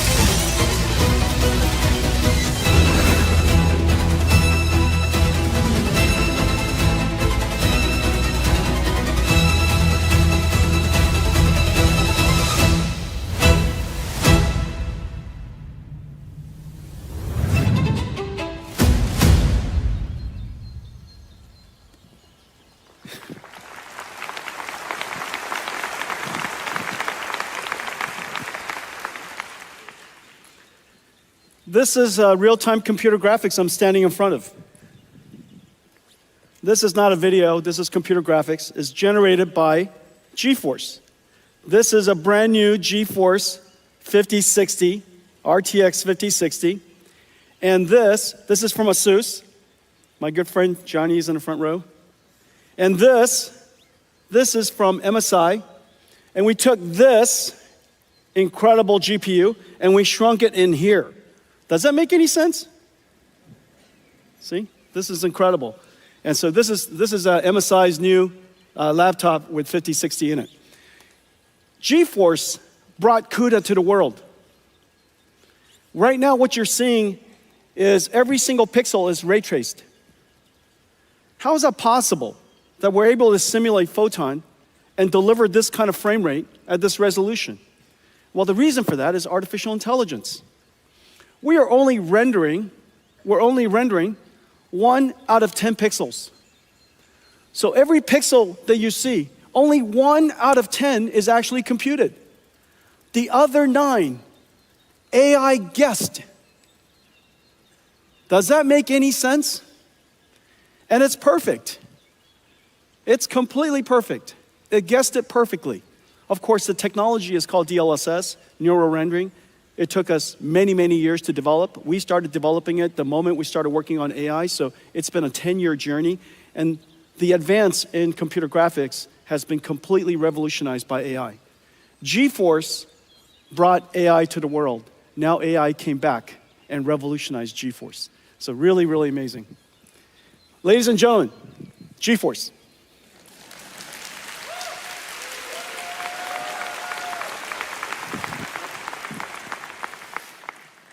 You know, when you're CEO, you have many children. And GeForce brought us here. And now all of our keynotes is 90% not GeForce. But it's not because we don't love GeForce. GeForce RTX 50 series just had its most successful launch ever, the fastest launch in our history. And PC gaming is now 30 years old. So that tells you something about how incredible GeForce is. Let's talk about libraries. At the core, of course, everything starts with CUDA. And by making CUDA as performant as possible, as pervasive as possible, so that the install base is all over the world, then applications can find a CUDA GPU quite easily. The larger the install base, the more developers want to create libraries. The more libraries, more amazing things are done, better applications, more benefits to users, they buy more computers. The more computers, more CUDA. That feedback path is vitally important. However, accelerated computing is not general purpose computing. General purpose computing writes software, everybody writes it in, Python or C or C++, and you compile it. The methodology for general purpose computing is consistent throughout. Write the application, compile the application, run it on a CPU. However, that fundamentally doesn't work in accelerated computing, because if you could do that, it would be called a CPU. What's the point of not just changing the CPU so you could write the software, compile the software, run it on a CPU? The fact that you would have to do something different is actually quite sensible. And the reason for that is because so many people worked on general purpose computing, trillions of dollars of innovation. How is it possible that all of a sudden a few widgets inside a chip and all of a sudden computers become 50 times faster, 100 times faster? That makes no sense. And so the logic that we applied is that we could accelerate applications if you understood more about it. You can accelerate applications if you were to create an architecture that are better suited to accelerate, to run at the speed of light, 99% of the runtime, and just even though it's only 5% of the code, which is quite surprising. Most applications, small parts of the code consumes most of the runtime. We made that observation, and so we went after one domain after another. I just showed you computer graphics.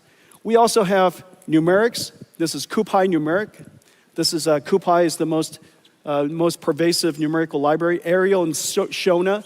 Arial is the world's first GPU accelerated radio signal processing for 5G and 6G. Once we make it software defined, then we can put on top of it AI. So now we could bring AI to 5G and 6G. Parabricks for genomics analysis, MONAI for medical imaging, Earth-2 for weather prediction, cuQuantum for quantum classical computer architectures and computer systems, cuequivariance and cuTensor, contraction of tensor mathematics, Megatron. This whole row, this whole column here consists of all of our deep learning and all of our libraries necessary for training as well as inference for deep learning. This revolutionized computing. And it all started with all these libraries. Not just CUDA, but cuDNN. On top of cuDNN, there was Megatron. Megatron, then TensorRT LLM, and then now lately, this brand new operating system for large AI factories, Dynamo. cuDF for data frames like Spark and SQL. Structured data can be accelerated as well. cuML, classical machine learning.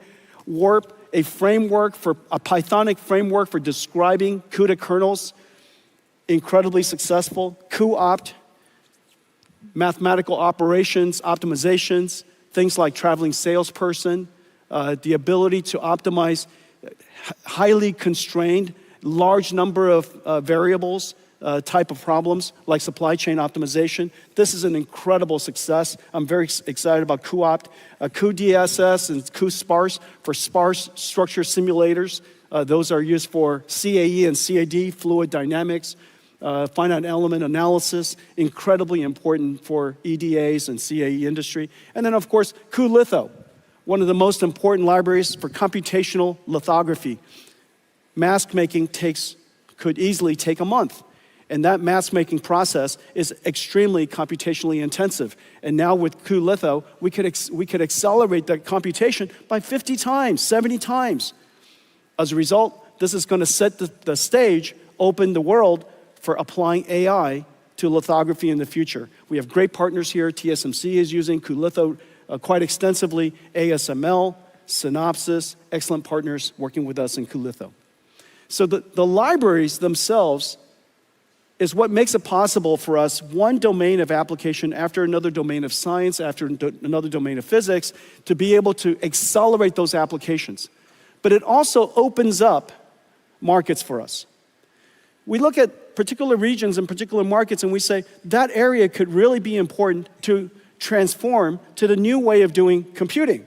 If general purpose computing, after all these years, has run its course, why hasn't it run its course in every single industry? So one of the most important industries, of course, is telecommunications. Just as the world's cloud data centers have now become software-defined, it stands to reason that telecommunication should also be software-defined. And so that's the reason why we've taken now some 6 years to refine and optimize a fully accelerated radio access network, RAN stack, that does incredible performance. For data rate per megawatt, or data rate per watt, we are now on par with the state-of-the-art ASICs. And so once we could do that, once we could achieve that level of performance and functionality, then after that we can layer on top AI. And so we have great partners here. You could see SoftBank and T-Mobile, Indosat and Vodafone are doing trials. Nokia, Samsung, Kyocera are working with us on the full stack. Fujitsu and Cisco are working on the systems. And so now we have the ability to introduce the idea of AI on 5G or AI on 6G along with AI on computing. We're doing that with quantum computing. Quantum computing is still at the noisy, intermediate scale quantum, called NISQ. However, there are many, many good applications we could already start to do. And so we're excited about that. We're working on a quantum classical or quantum GPU computing platform. We call it CUDA-Q, working with amazing companies around the world. GPUs could be used for pre-processing and post-processing, for error correction, for control.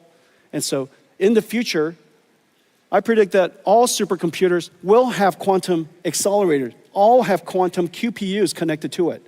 And so a supercomputer would be a QPU with QPUs and GPUs and some CPUs. And that would be the representation of a modern computer. So working with a lot of great companies in this area. AI. 12 years ago, we started with perception. AI models that can understand patterns, recognize speech, recognize images. That was the beginning. The last 5 years, we've been talking about generative AI, the ability for AI to not just understand, but to generate. And so it could generate from text to text.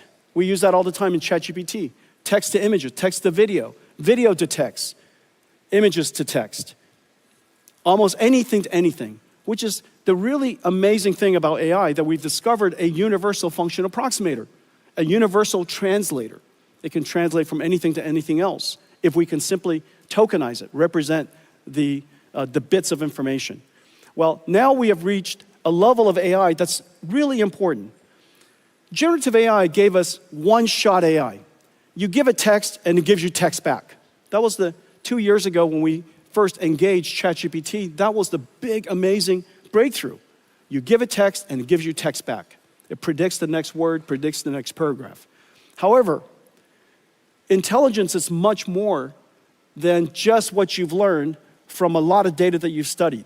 Intelligence includes the ability to reason, to be able to solve problems that you've not seen before, to break it down step by step, to maybe apply some rules and theorems to solve a problem you've never seen, to be able to simulate multiple options and weigh its benefits. Some of the technology you might have heard about, chain of thought, breaking it down step by step, tree of thought, coming up a whole bunch of paths.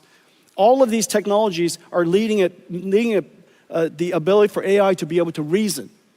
Now, the amazing thing is, once you have the ability to reason, and you have the ability to perceive, that is, let's say, multimodal read PDFs, you could do search, you can use tools, you have now agentic AI. This agentic AI just does something that I've just described all of us do. We're given a goal, we break it down step by step, we reason about what to do, what's the best way to do it, we consider its consequences, and then we start executing the plan. The plan might include doing some research, might include doing some work, using some tools. It might include reaching out to another AI agent to collaborate with it. Agentic AI is basically understand, think, and act. Well, understand, think, and act is the robotics loop. Agentic AI is basically a robot in a digital form. These are going to be really important in the coming years. We're seeing enormous progress in this area. The next wave, beyond that, is physical AI. AI that understands the world. They understand things like inertia, friction, cause and effect. That if I roll a ball and it goes under a car, depending on the speed of the ball, it probably went to the other side of the car. But the ball did not disappear. Object permanence. You might be able to reason that if there's a table in front of you and you have to go to the other side, the best way to do it is not to go right through it. The best way is maybe go around it or underneath it. To be able to reason about these physical things is really essential to the next era of AI. We call that physical AI. And so in this particular case, you're seeing us simply prompt the AI, and it generates videos to train a self-driving car in different scenarios, and I'll show you more of that later. That's a dog. It said, generate me a dog, generate me one with a bird, with people. And it started out with the image on the left. And then the phase after that, we take reasoning systems, generative systems, physical AI, and this level of capability would now go into a physical embodiment. We call it a robot. If you could imagine that you can prompt an AI to generate a video to reach and pick up a bottle, of course you could imagine telling a robot to reach out and pick up the bottle. The AI capability today has the ability to do those things. Well, the computer that's where we're going in the near future. The computer that we're building to make this possible has properties that are very different than the previous. The revolutionary computer called Hopper came into the world about 3 years ago, and it revolutionized AI as we know it. It became probably the most popular, most well-known computer in the world. In the last several years, we've been working on a new computer to make it possible for us to do inference time scaling, or basically thinking incredibly fast. Because when you think, you're generating a lot of tokens in your head, if you will. You're generating a lot of thoughts, and you iterate in your brain before you produce the answer. So what used to be one-shot AI is now going to be thinking AI, reasoning AI, inference time scaling AI. And that's going to take a lot more computation. And so we created a new system called Grace Blackwell. Grace Blackwell does several things. It has the ability to scale up. Scale up means to turn what is a computer into a giant computer. Scale out is to take a computer and connect many of them together and let the work be done in many different computers. Scaling out is easy. Scaling up is incredibly hard. Building larger computers that is beyond the limits of semiconductor physics is insanely hard. And that's what Grace Blackwell does. Grace Blackwell broke just about everything. And all of you in the audience, many of you are partnering with us to build Grace Blackwell systems. I'm so happy to say that we're in full production, but we can also say it was incredibly challenging. Although The Blackwell systems based on HGX has been in full production since the end of last year and has been available since February. We are now just putting online all the Grace Blackwell systems. They're coming online all over the place every single day. It's available in CoreWeave now for several weeks. It's already being used by many CSPs. And now you're starting to see it coming up from everywhere. Everybody's starting to tweet out that Grace Blackwell is in full production. In Q3 of this year, just as I promised, every single year, we will increase the performance of our platform every single year like rhythm. And this year, in Q3, we'll upgrade to Grace Blackwell GB300. The GB300 will increase the same architecture, same physical footprint, same electrical and mechanicals, but the chips inside have been upgraded. It has upgraded with a new Blackwell chip. It's now 1.5 times more inference performance, has 1.5 times more HBM memory, and it has 2 times more networking.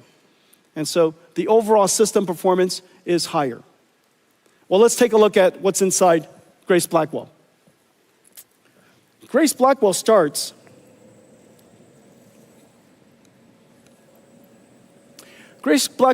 with this compute node. This compute node right here, this is one of the compute nodes.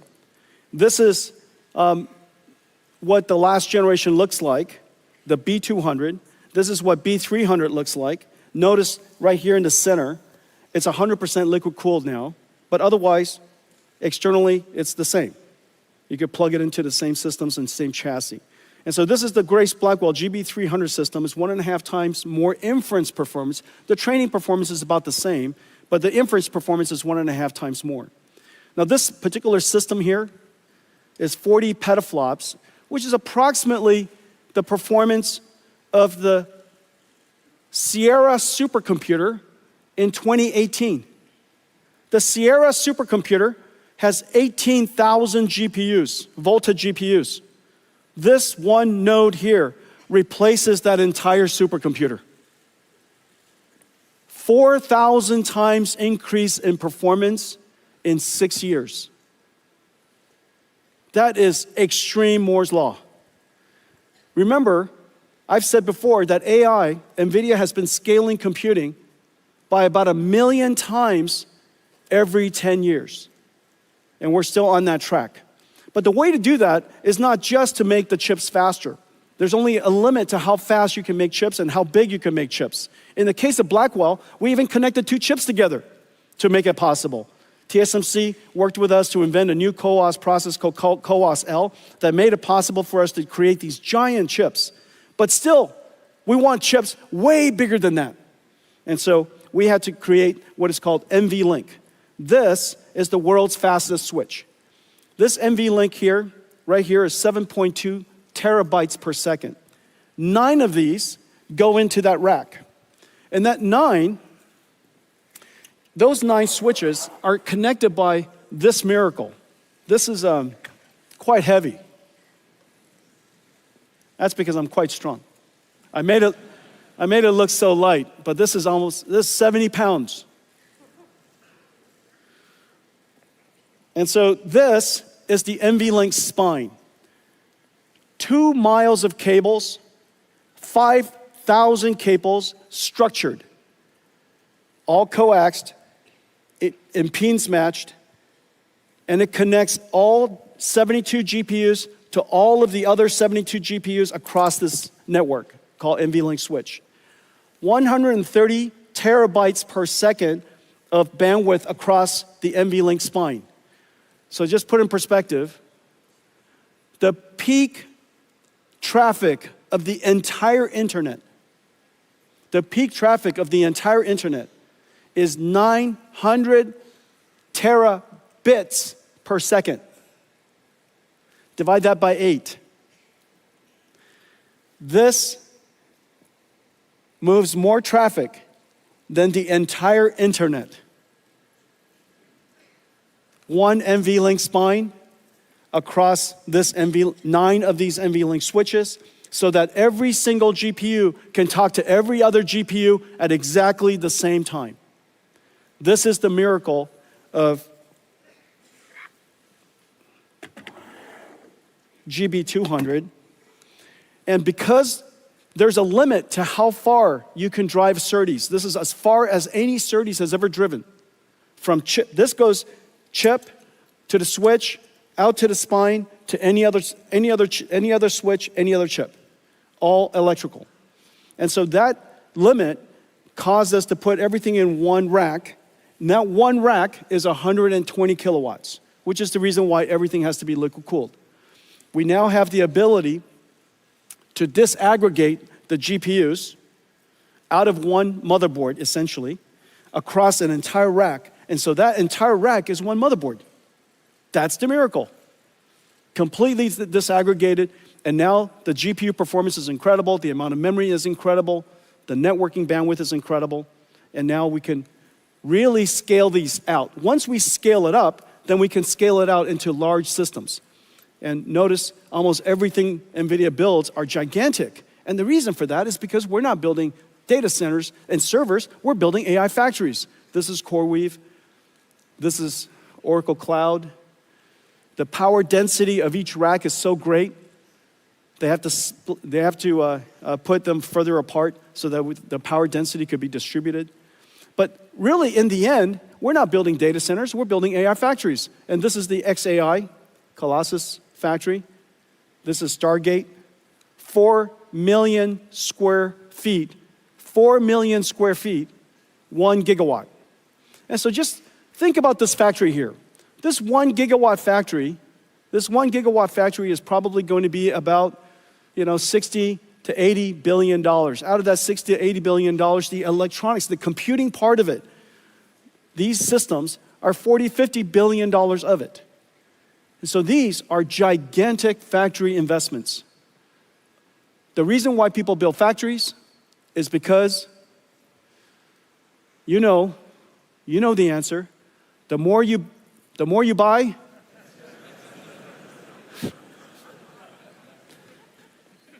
say it with me. The more you buy, the more you make. That's what factories do. Okay.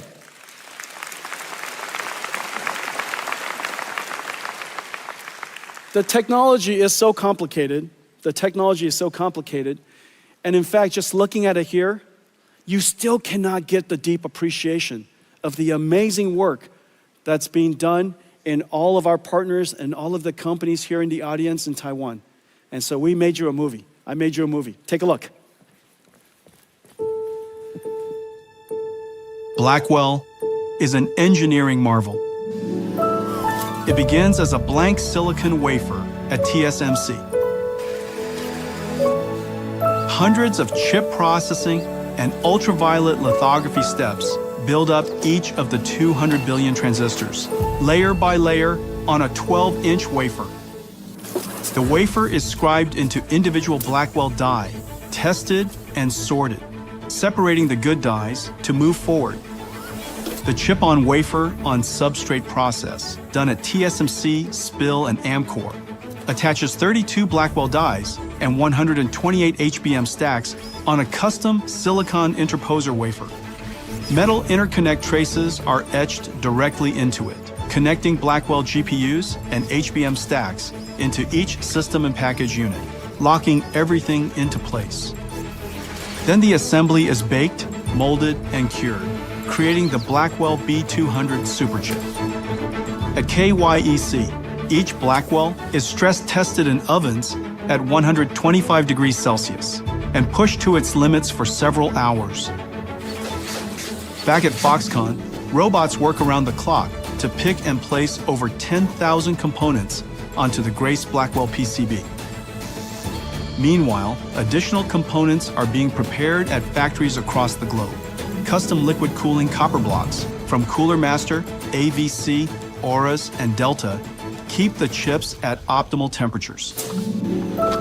At another Foxconn facility, ConnectX-7 SuperNICs are built to enable scale-out communications, and Bluefield 3 DPUs to offload and accelerate networking, storage, and security tasks. All these parts converge to be carefully integrated into GB200 compute trays.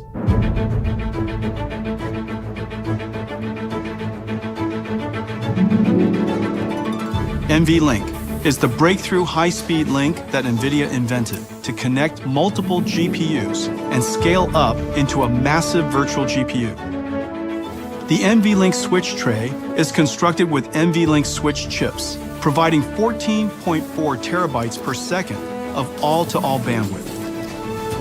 NVLink spines form a custom blind-mated backplane, integrating 5,000 copper cables to deliver 130 terabytes per second of all-to-all bandwidth. This connects all 72 Blackwells or 144 GPU dies into one giant GPU. From around the world, parts arrive. From Foxconn, Wistron, Quanta, Dell, Asus, Gigabyte, HPE, Supermicro, and other partners to be assembled by skilled technicians into a rack-scale AI supercomputer. In total, 1.2 million components, 2 miles of copper cable, 130 trillion transistors, weighing 1,800 kilograms. From the first transistor etched into a wafer to the last bolt fastening the Blackwell rack, every step carries the weight of our partners' dedication, precision, and craft. Blackwell is more than a technological wonder. It's a testament to the marvel of the Taiwan technology ecosystem.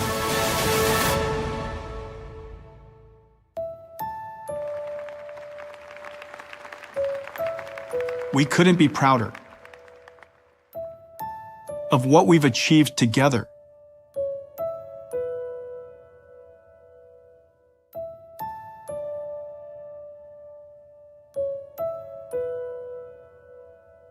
Thank you, Taiwan.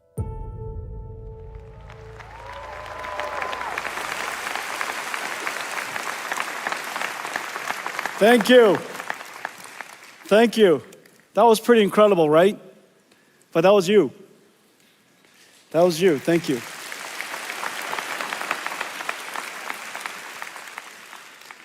Well, Taiwan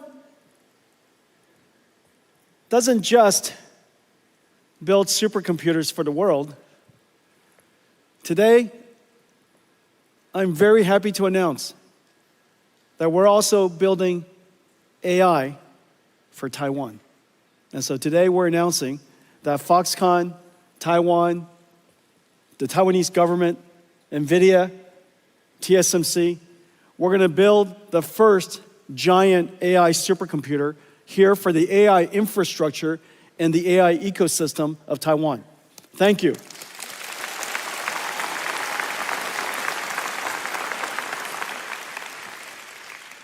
Is there anybody who needs an AI computer? Any AI researchers in the audience?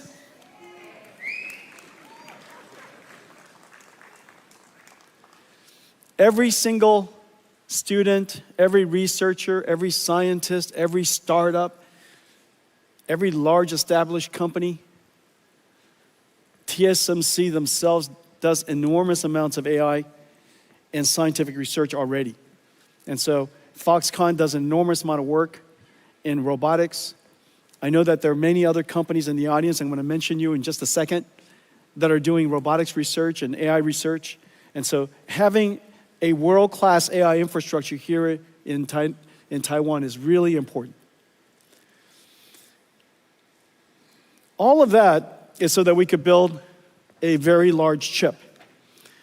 And NVLink and Blackwell, this generation, made it possible for us to create these incredible systems. Here's one from Pegatron and QCT and Wistron and WeWin. This is from Foxconn and Gigabyte and Asus.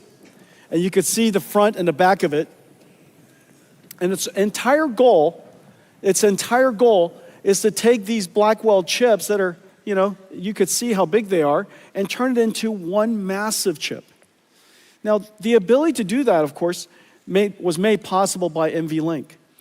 But it understates the complexity of the system architecture, the rich software ecosystem that connects it all together, the entire ecosystem of 150 companies that came together to build this.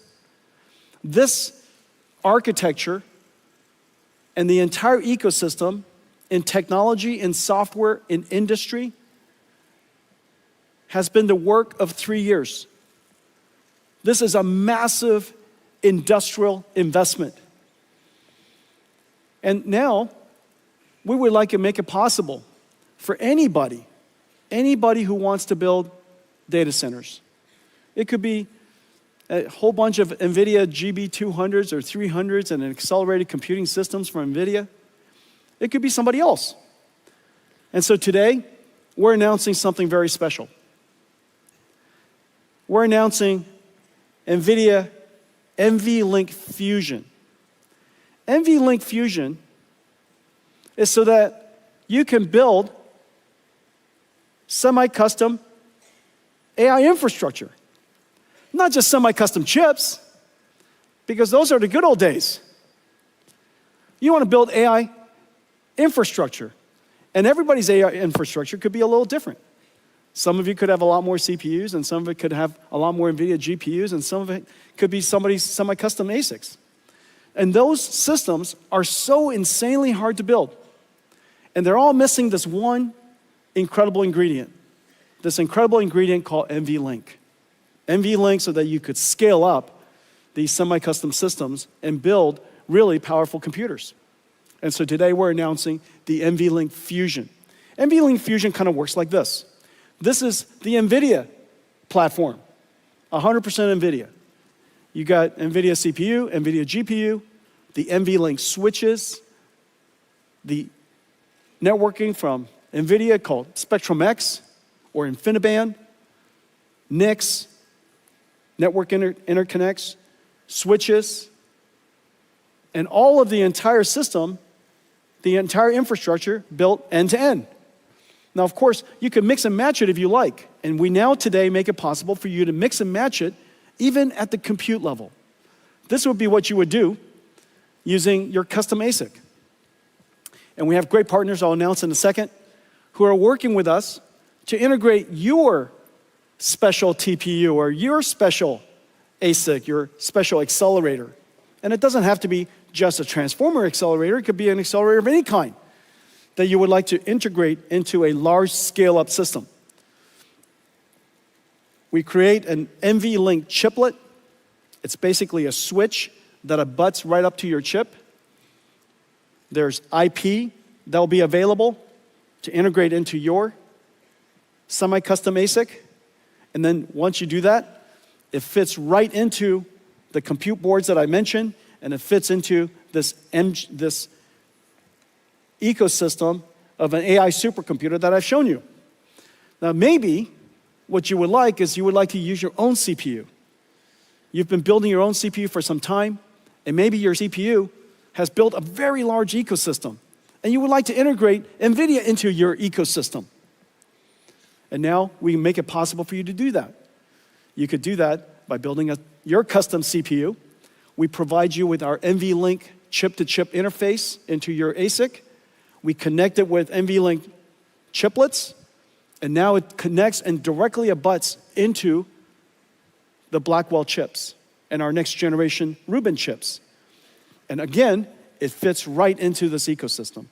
This incredible body of work now becomes flexible and open for everybody to integrate into. And so your AI infrastructure could have some NVIDIA, a lot of yours. A lot of yours, you know, and a lot of CPUs, a lot of ASICs, maybe a lot of NVIDIA GPUs as well. And so in any case, you have the benefit of using the NVLink infrastructure and the NVLink ecosystem, and it's connected perfectly to Spectrum-X. And all of that, you know, is industrial strength and has the benefit of an enormous ecosystem of industrial partners who have already made it possible. So this is the NVLink Fusion. Whether you buy completely from us, that's fantastic. Nothing gives me more joy than when you buy everything from NVIDIA. I just want you guys to know that. But it gives me tremendous joy if you just buy something from NVIDIA.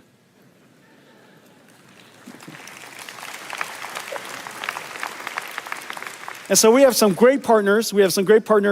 L-Chip, Astera Labs, Marvell, and one of our great partners, MediaTek, are going to be partnering with us to work with ASIC or semi-custom customers, hyperscalers, who would like to build these things, or CPU vendors who would like to build these things, and they would be their semi-custom ASIC provider.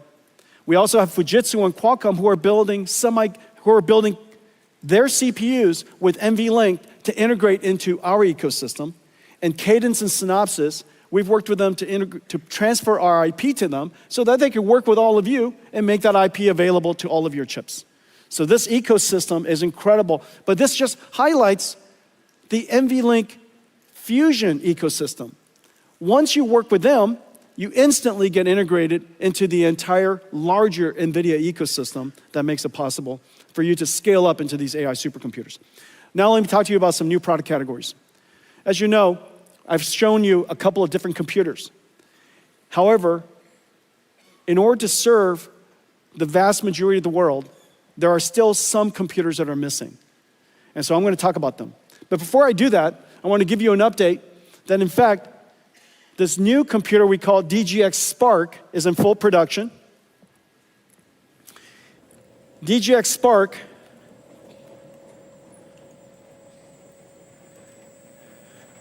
will be ready, will be available shortly, probably in a few weeks. We have tremendous partners working with us: Dell, HPI, ASUS, MSI, Gigabyte, Lenovo. Incredible partners working with us. And this is the DGX Spark. This is actually a production unit. This is our version. This is our version. However, our partners are building a whole bunch of different versions.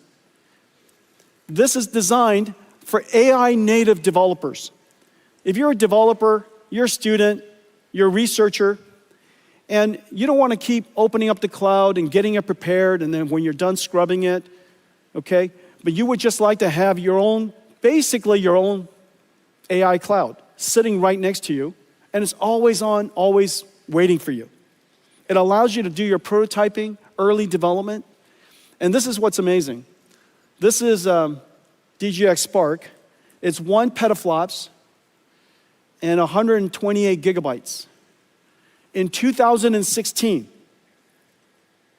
when I delivered DGX1, this is just the bezel. I can't lift the whole computer. It's 300 pounds. This is DGX1. This is 1 petaflops and 128 gigabytes. Of course, this is 128 gigabytes of HBM memory, and this is 128 gigabytes of LPDDR5X. The performance is, in fact, quite similar. But what's most important is that the work that you could work on this is the same work you could do here. It's an incredible achievement over just the course of about 10 years. Okay, so this is DGX Spark for anybody who would like to have their own AI supercomputer. And it's, I'll let all of our partners price it for themselves, but one thing for sure, everybody can have one for Christmas.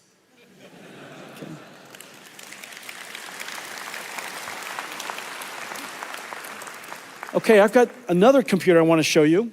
If that's not enough, and you would still like to have your own personal, thank you, Janine. This is Janine Paul, ladies and gentlemen.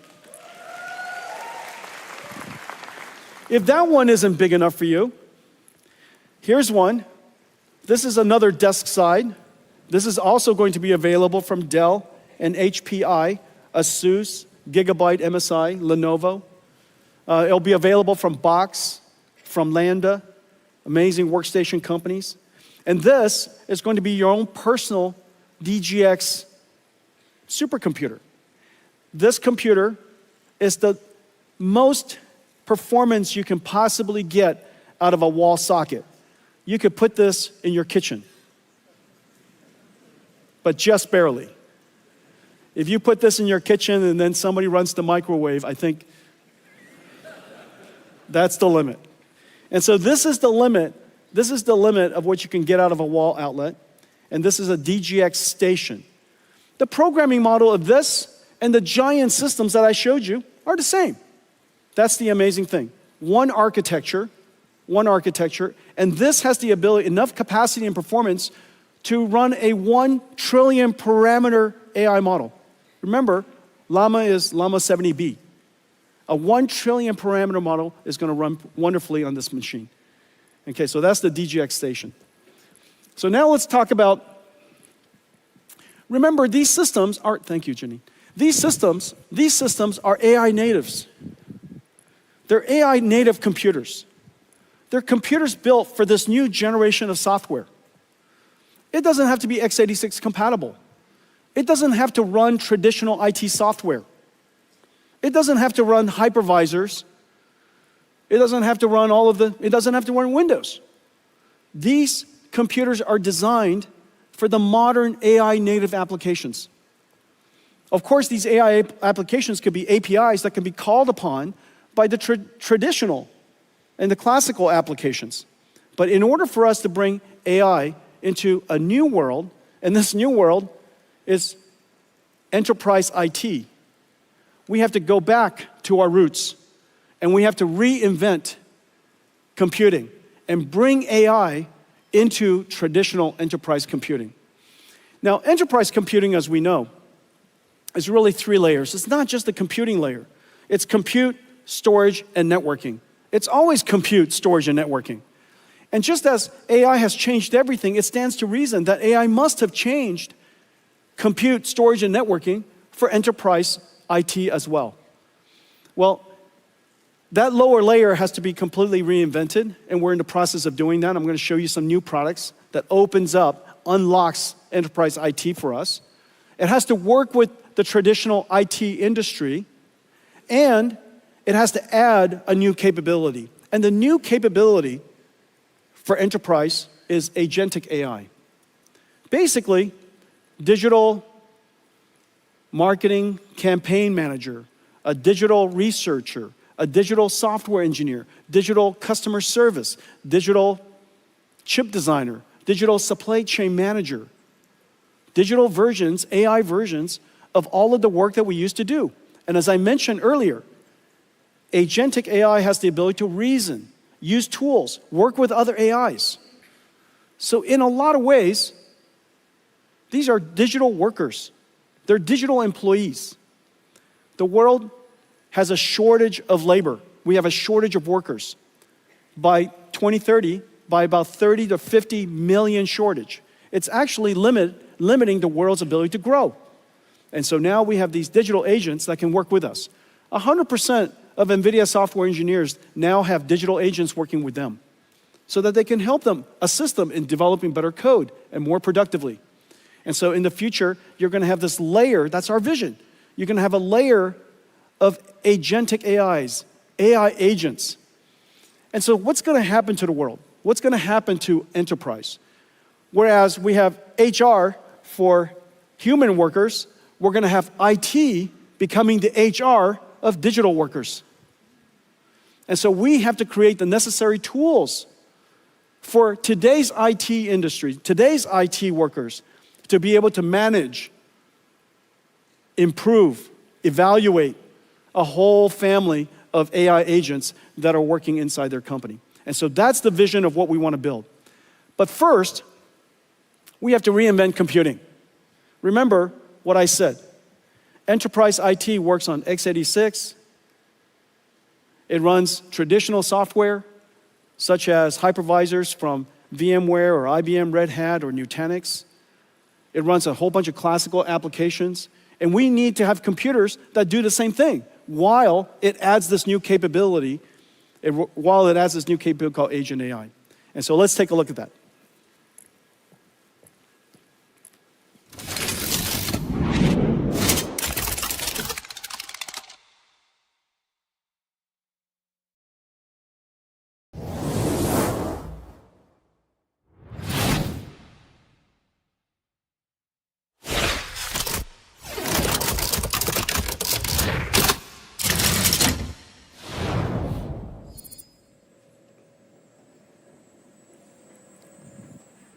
Okay, this is the brand new RTX Pro Enterprise and Omniverse server. This server can run everything. It has x86, of course. It can run all of the classical hypervisors. It runs Kubernetes in those hypervisors. So the way that your IT department wants to manage your network and how they want to manage your clusters and orchestrate workload works exactly the same way. It has the ability to even stream Citrix and what other virtual desktops to your PC. Everything that runs in the world today should run here. Omniverse runs on here perfectly. But in addition to that, this is the computer for enterprise AI agents. Those AI agents could be only text. Those AI agents could also be computer graphics. Little TJs, coming to you, little toy Jensens coming to see you, helping you do work. And so those AI agents could be either in text form, it could be in graphics form, it could be in video form. All of those workloads work on this system. No matter the modality, every single model that we know of in the world, every application that we know of should run on this. In fact, even Crisis works on here. Okay, so anybody who's a GeForce gamer? There are no GeForce gamer in the room.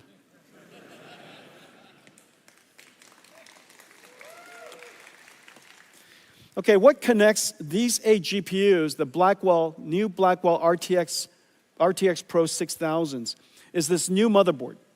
This new motherboard is actually a switched network. CX8 is a new category of chips. It's a switch first, networking chip second. It's also the most advanced networking chip in the world. This is now in volume production, CX8. In the CX8, you plug in the GPUs. The CX8s are in the back. PCI Express connected here. CX8 communicates between them.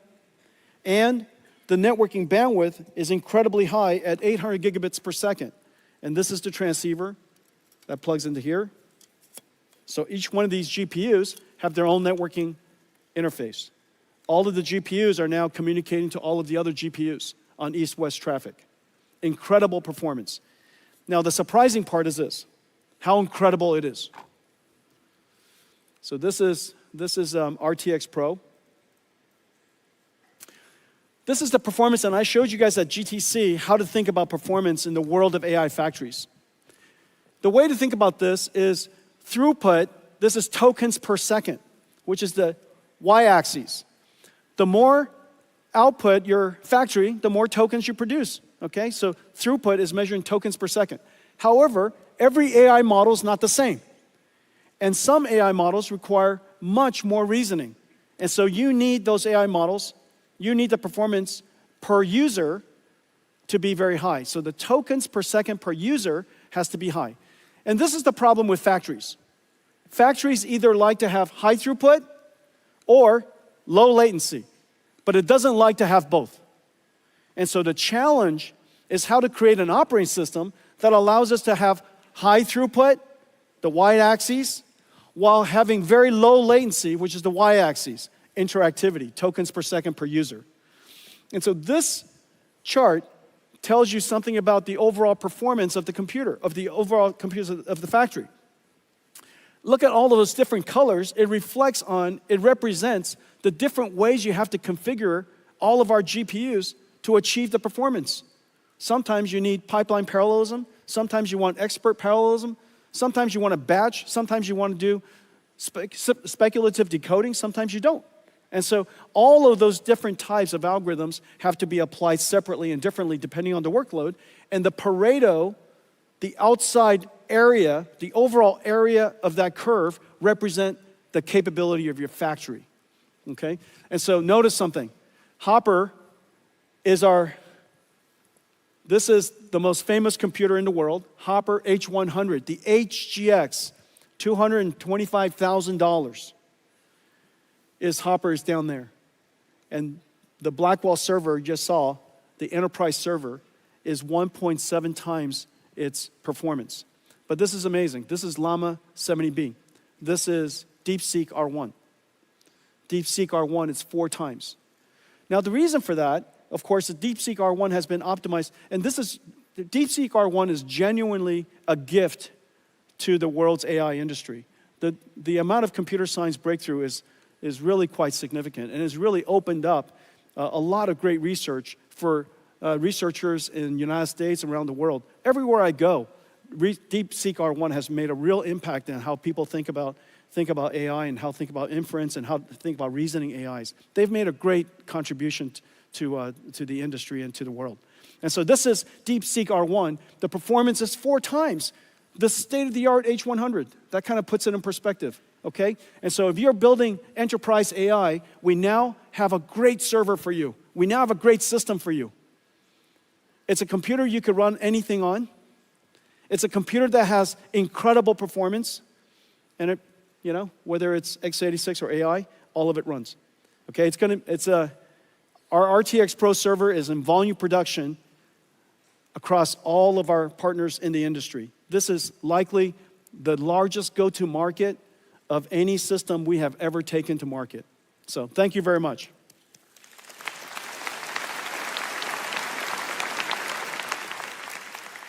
The compute platform is different. The storage platform is different. And the reason for that is because humans query structured databases like SQL. People query structured databases like SQL. But AI wants to query unstructured data. They want semantic, they want meaning. And so we have to create a new type of storage platform. And this is the NVIDIA AI Data Platform. On top, just as SQL servers, SQL software, and file storage software from your storage vendors that you work with, there's a layer of very complicated software that goes with storage. Most storage companies, as you know, is mostly a software company. That software layer is incredibly complicated. And so on top of a new type of storage system is going to be a new query system we call IQ, NVIDIA AIQ or IQ. And it's really state-of-the-art, it's fantastic. And working with basically everybody in the storage industry. Your future storage is no longer CPUs sitting on top of a rack of storage. It's going to be GPUs sitting on top of a rack of storage. And the reason for that is because you need the system to embed, find the meaning in the data, in the unstructured data, in the raw data. You have to index, you have to do the search, and you have to do the ranking. So that process is very compute intensive. And so most storage servers in the future will have a GPU computing node in front of it. It's based on the models that we create. Almost everything that I'm about to show you starts with great AI models. We create AI models. We put a lot of energy and technology into post-training of open AI models. We post-train these AI models with data that is completely transparent to you. It is safe and secure data, and it's completely okay to use to train, and we make that list available to you to see. And so it's completely transparent. We make the data available to you. We post-train the models, and our post-trained model performance is really incredible. It's right now, downloadable open source reasoning model.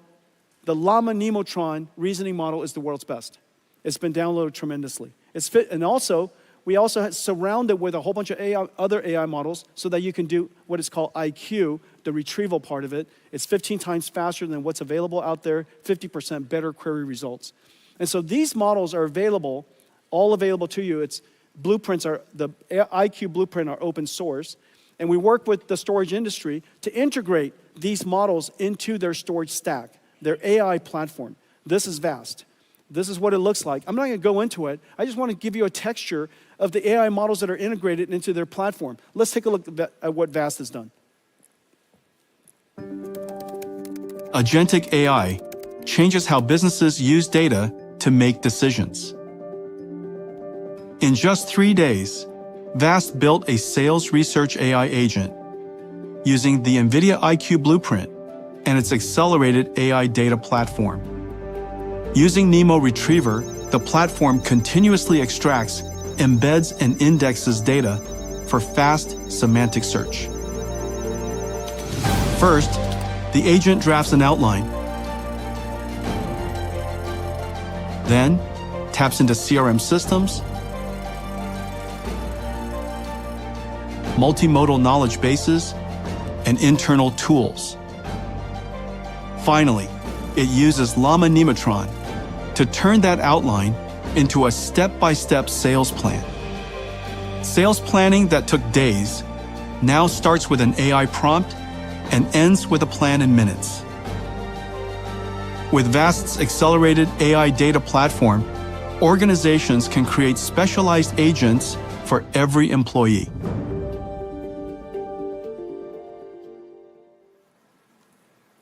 Okay, so that's Vast. Dell has a great AI platform, one of the world's leading storage vendors. Hitachi has a great AI platform, AI data platform. IBM is building an AI data platform with NVIDIA NeMo.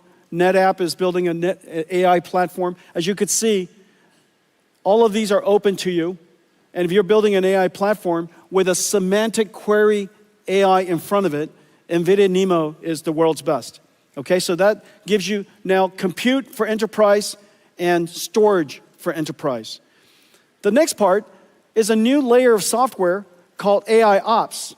Just as supply chain has their ops and HR has their ops, in the future, IT will have AI Ops. And they will curate data, they'll fine-tune the models, they'll evaluate the models, guardrail the models, secure the models, and we have a whole bunch of libraries and models necessary to integrate into the AI Ops ecosystem. We got great partners to help us do that, to take it to market for us. CrowdStrike is working with us.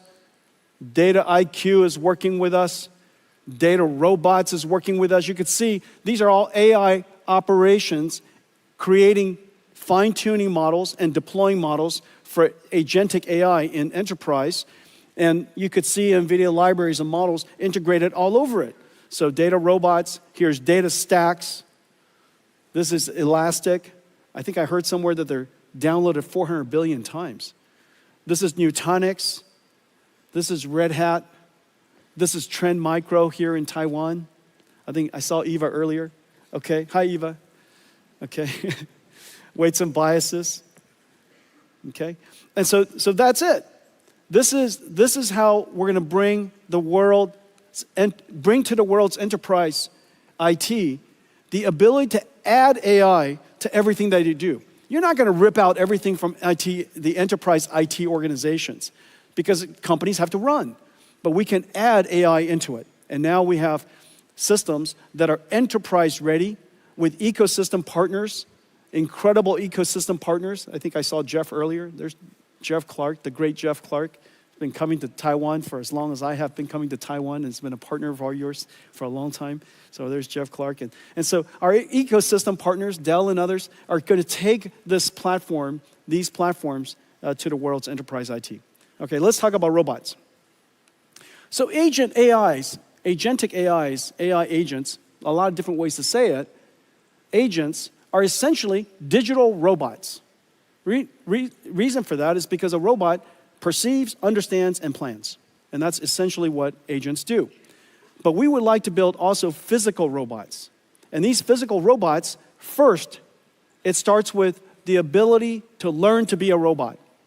The ability to learn to be a robot can't be done in the physical world productively. You have to create a virtual world where the robot can learn how to be a good robot. That virtual world has to obey the laws of physics.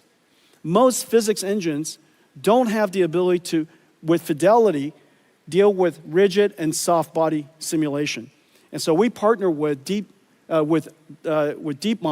Google DeepMind, and Disney Research to build Newton, the world's most advanced physics engine. It's going to be open sourced in July.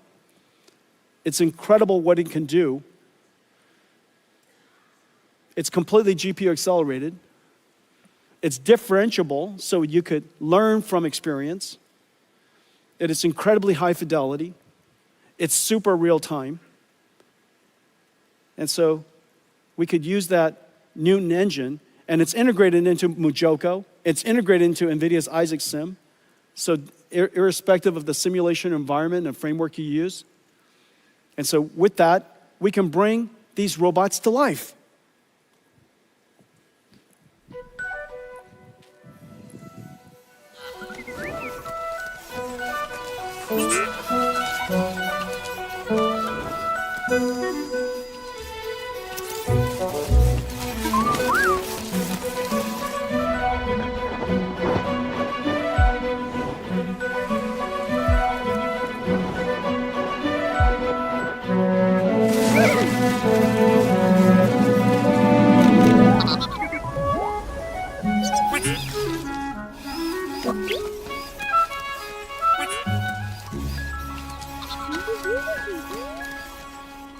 Who doesn't want that? I want that. Can you imagine one of those little ones or a few of them running around the house, chasing your dogs, driving them crazy? And so, did you see what was happening? It wasn't an animation, it was a simulation. And he was slipping and sliding in the sand, in the dirt. All of it was simulated. The software of the robot is running in the simulation. And so it wasn't animated, it was simulated. And so in the future, we'll take the AI models that we train and we put it into that robot in simulation and let it learn how to be a great robot. Well, we're working on several things to help the robotics industry. Now, you know that we've been working in autonomous systems for some time. Our self-driving car basically has 3 systems. There's the system for creating the AI model, and that's GB200, GB300. It's going to be used for that, training the AI model. Then you have Omniverse for simulating the AI model. And then when you're done with that AI model, you put that model, the AI, into the self-driving car. Okay, this year we're deploying Mercedes around the world, our self-driving car stack, end-to-end stack. But we create all of this, and the way we go to market is exactly the same that we work everywhere else. We create the entire stack, we open the entire stack, and for our partners, they use whatever they want to use. They could use our computer and not our library. They could use our computer, our library, and also our runtime. However much you would like to use, it's up to you. Because there's a lot of different engineering teams and different engineering styles and different engineering capabilities. We want to make sure that we provide our technology in a way that makes it as easy as possible for everybody to integrate NVIDIA's technology. You know, like I said, I love it if you buy everything from me, but just please buy something from me. Very practical. And so we're doing exactly the same thing in robotic systems, just like cars. And so this is our Isaac GR00T platform. The simulation is exactly the same as Omniverse. The training system is the same. When you're done with the model, you put it inside this Isaac GR00T platform. And Isaac GR00T platform starts with a brand new computer called Jetson Thor. This is just started in production. It is an incredible processor. Basically, a robotic processor goes to self-driving cars, and it goes into a human or robotic system. On top is an operating system we call NVIDIA Isaac. The NVIDIA Isaac operating system is the runtime. It does all of the neural network processing, the sensor processing, pipelines all of it, and deliver actuated results. And then on top of it, pre-trained models that we created with an amazing robotics team that are pre-training these models. And all the tools necessary in creating this, we make available, including the model. And so today we're announcing that Isaac GR00T N1.5 is now open sourced. And it's open to the world to use. It's been downloaded 6,000 times already. And the popularity and the likes and the appreciation from the community is incredible. And so that's creating the model. We also open the way we created the model. The biggest challenge in robotics is, the biggest challenge in AI overall is, what is your data strategy? And your data strategy has to be, that's where a great deal of research and a great deal of technology goes into. In the case of robotics, human demonstration, just like we demonstrate to our children or a coach demonstrates to an athlete, you demonstrate using teleoperations.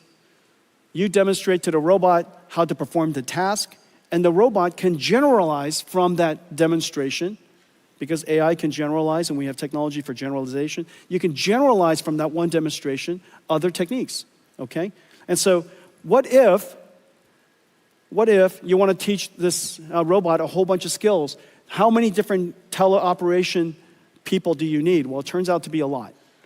And so what we decided to do was use AI to amplify the human demonstration systems. And so this is essentially going from real to real and using an AI to help us expand, amplify the amount of data that was collected during human demonstration to train an AI model. Let's take a look. The age of generalist robotics has arrived, with breakthroughs in mechatronics, physical AI, and embedded computing.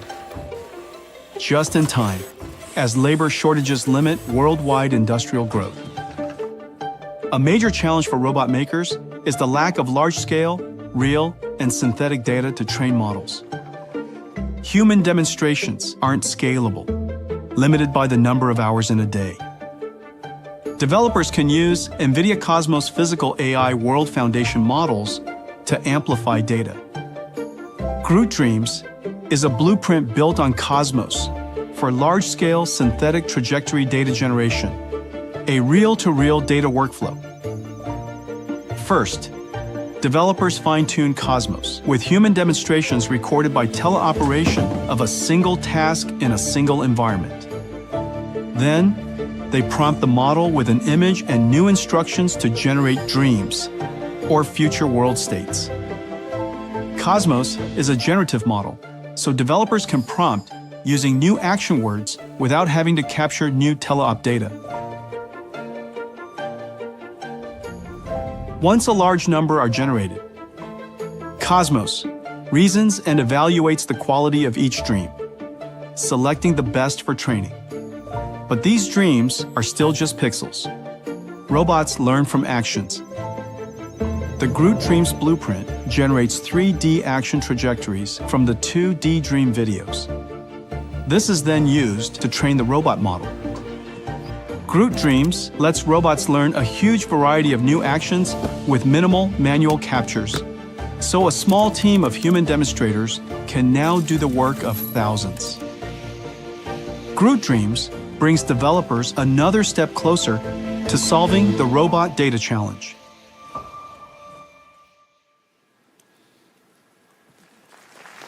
Is that great? So in order for robotics to happen, you need AI. But in order to teach the AI, you need AI. And so this is really the great thing about the era of agents, where we need a large amount of synthetic data generation, robotics, a large amount of synthetic data generation, and skill learning called fine-tuning, which is a lot of reinforcement learning, and enormous amount of compute. And so this is a whole era where the training of these AI, the development of these AI, as well as the running of the AI needs an enormous amount of compute. Well, as I mentioned earlier, the world has a severe shortage of labor. And the reason why humanoid robotics is so important is because it is the only form of robot that can be deployed almost anywhere brownfield. It doesn't have to be greenfield. It could fit into the world we created. It could do the tasks that we made for ourselves. We engineered the world for ourselves, and now we could create a robot that fit into that world to help us. Now, the amazing thing about human robotics is not just the fact that if it worked, it could be quite versatile. It is likely the only robot that is likely to work. And the reason for that is because technology needs scale. Most of the robotic systems we've had so far are too low volume. And those low volume systems will never achieve the technology scale to get the flywheel going far enough, fast enough, so that we're willing to dedicate enough technology into it to make it better. But humanoid robot, it is likely to be the next multi-trillion-dollar industry. And the technology innovation is incredibly fast. And the consumption of computing and data centers, enormous. But this is one of those applications that needs 3 computers. One computer is an AI for learning. One computer is a simulation engine where the AI can learn how to be a robot in a virtual environment, and then also the deployment of it.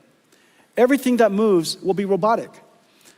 As we put these robots into the factories, remember, the factories are also robotic. Today's factories are so incredibly complex. This is Delta's manufacturing line, and they're getting it ready for a robotic future. It is already robotics and software defined, and now in the future there will be robots working in it. In order for us to create robots and design robots that operate as a fleet, as a team, working together in a factory that is also robotic, we have to give it omniverse to learn how to work together. And that digital twin, you now have a digital twin of the robot, you have a digital twin of all of the equipment, you're going to have digital twin of the factory. Those nested digital twins are going to be part of what Omniverse is able to do. This is Delta's digital twin. This is WeWin's digital twin. Now, while you're looking at this, if you look at it too closely, you think that it's in fact photographs. These are all digital twins. They're all simulations. They just look beautiful. The image just looks beautiful, but they're all digital twins. This is Pegatron's digital twin. This is Foxconn's digital twin. This is Gigabyte's digital twin. This is Quanta's. This is Wistron's. TSMC is building a digital twin of their next fab.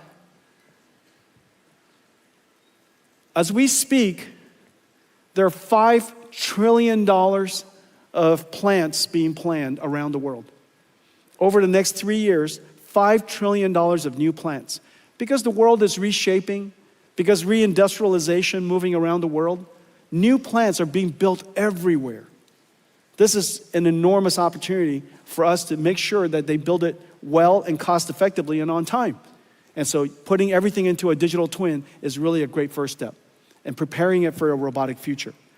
In fact, building that $5 trillion doesn't include a new type of factory that we're building. And even our own factories, we put in a digital twin. This is the NVIDIA AI factory in a digital twin. Kaohsiung is a digital twin.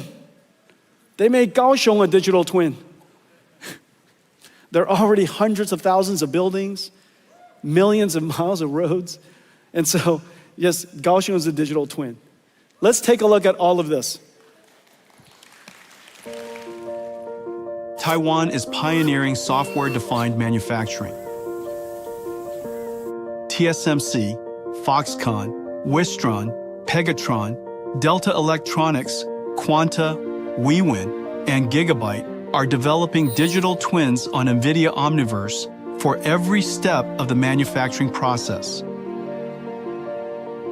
TSMC with MedAI generate 3D layouts of an entire fab from 2D CAD and develop AI tools on Cuopt that can simulate and optimize intricate piping systems across multiple floors, saving months of time. Quanta, Wistron, and Pegatron plan new facilities and production lines virtually prior to physical construction, saving millions in costs by reducing downtime. Pegatron simulates solder paste dispensing, reducing production defects. Quanta uses Siemens Teamcenter X with Omniverse to analyze and plan multi-step processes. Foxconn, Wistron, and Quanta simulate power and cooling efficiency of test data centers with Cadence Reality Digital Twin. And to develop physical AI-enabled robots, each company uses its digital twin as a robot gym to develop, train, test, and simulate robots. Whether manipulators, AMRs, humanoids, or vision AI agents as they perform their tasks, or work together as a diverse fleet.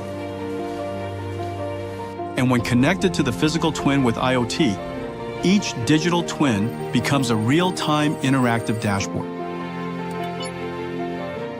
Pegatron uses NVIDIA Metropolis to build AI agents who help employees learn complex techniques. Taiwan is even bringing digital twins to its cities. LinkerVision and the city of Kaohsiung use a digital twin to simulate the effects of unpredictable scenarios and build agents that monitor city camera streams, delivering instant alerts to first responders. The age of industrial AI is here, pioneered by the technology leaders of Taiwan, powered by Omniverse.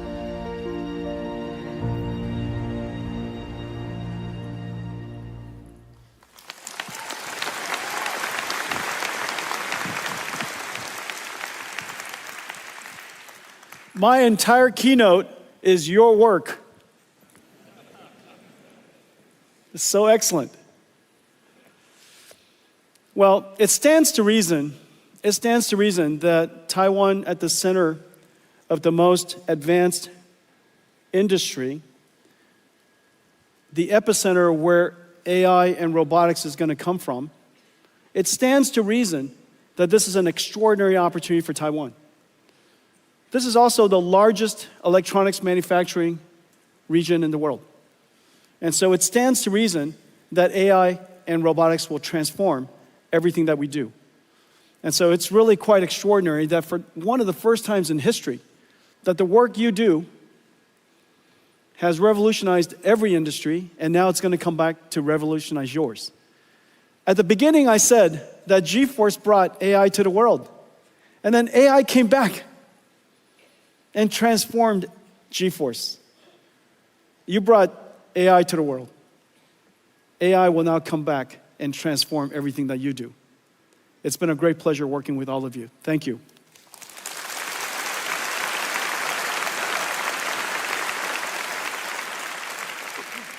I have a new product. I announced several products already today, but I have a new product to announce. We've been building out in Space Dock for some time. And I think it's time for us to reveal one of the largest products that we've ever built. And it's parked outside waiting for us. Let's see how it goes.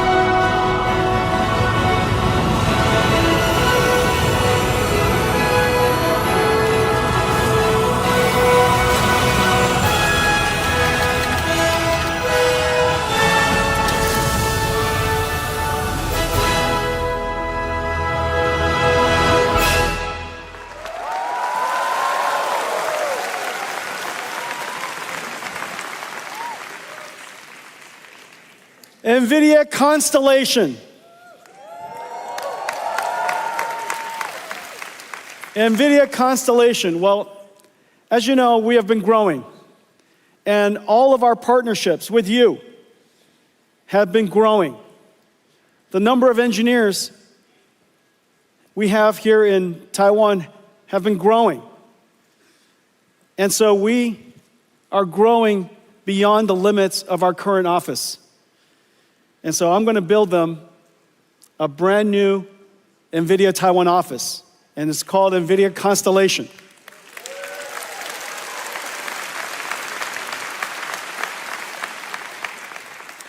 We've also been selecting the sites.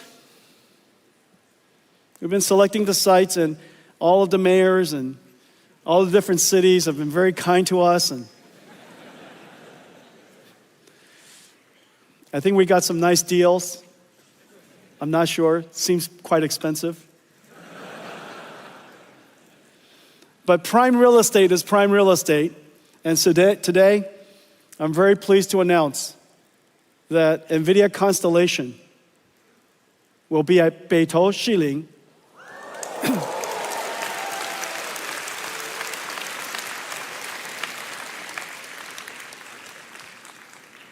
We have negotiated the transfer of the lease from the current current owners of that lease. However, I understand that in order for the mayor to approve that lease, he wanted to know whether the people of Taipei approve of us building a large, beautiful NVIDIA constellation here. Do you?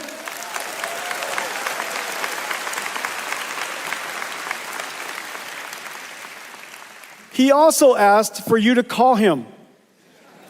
And so I'm sure you know his numbers. Everybody call him right away. Tell him that you think it's a great idea. So this is going to be NVIDIA Constellation. We're going to build it. We're going to start building as soon as we can. We need the office space. NVIDIA Constellation, Beidou, Xiling. Very exciting. Okay.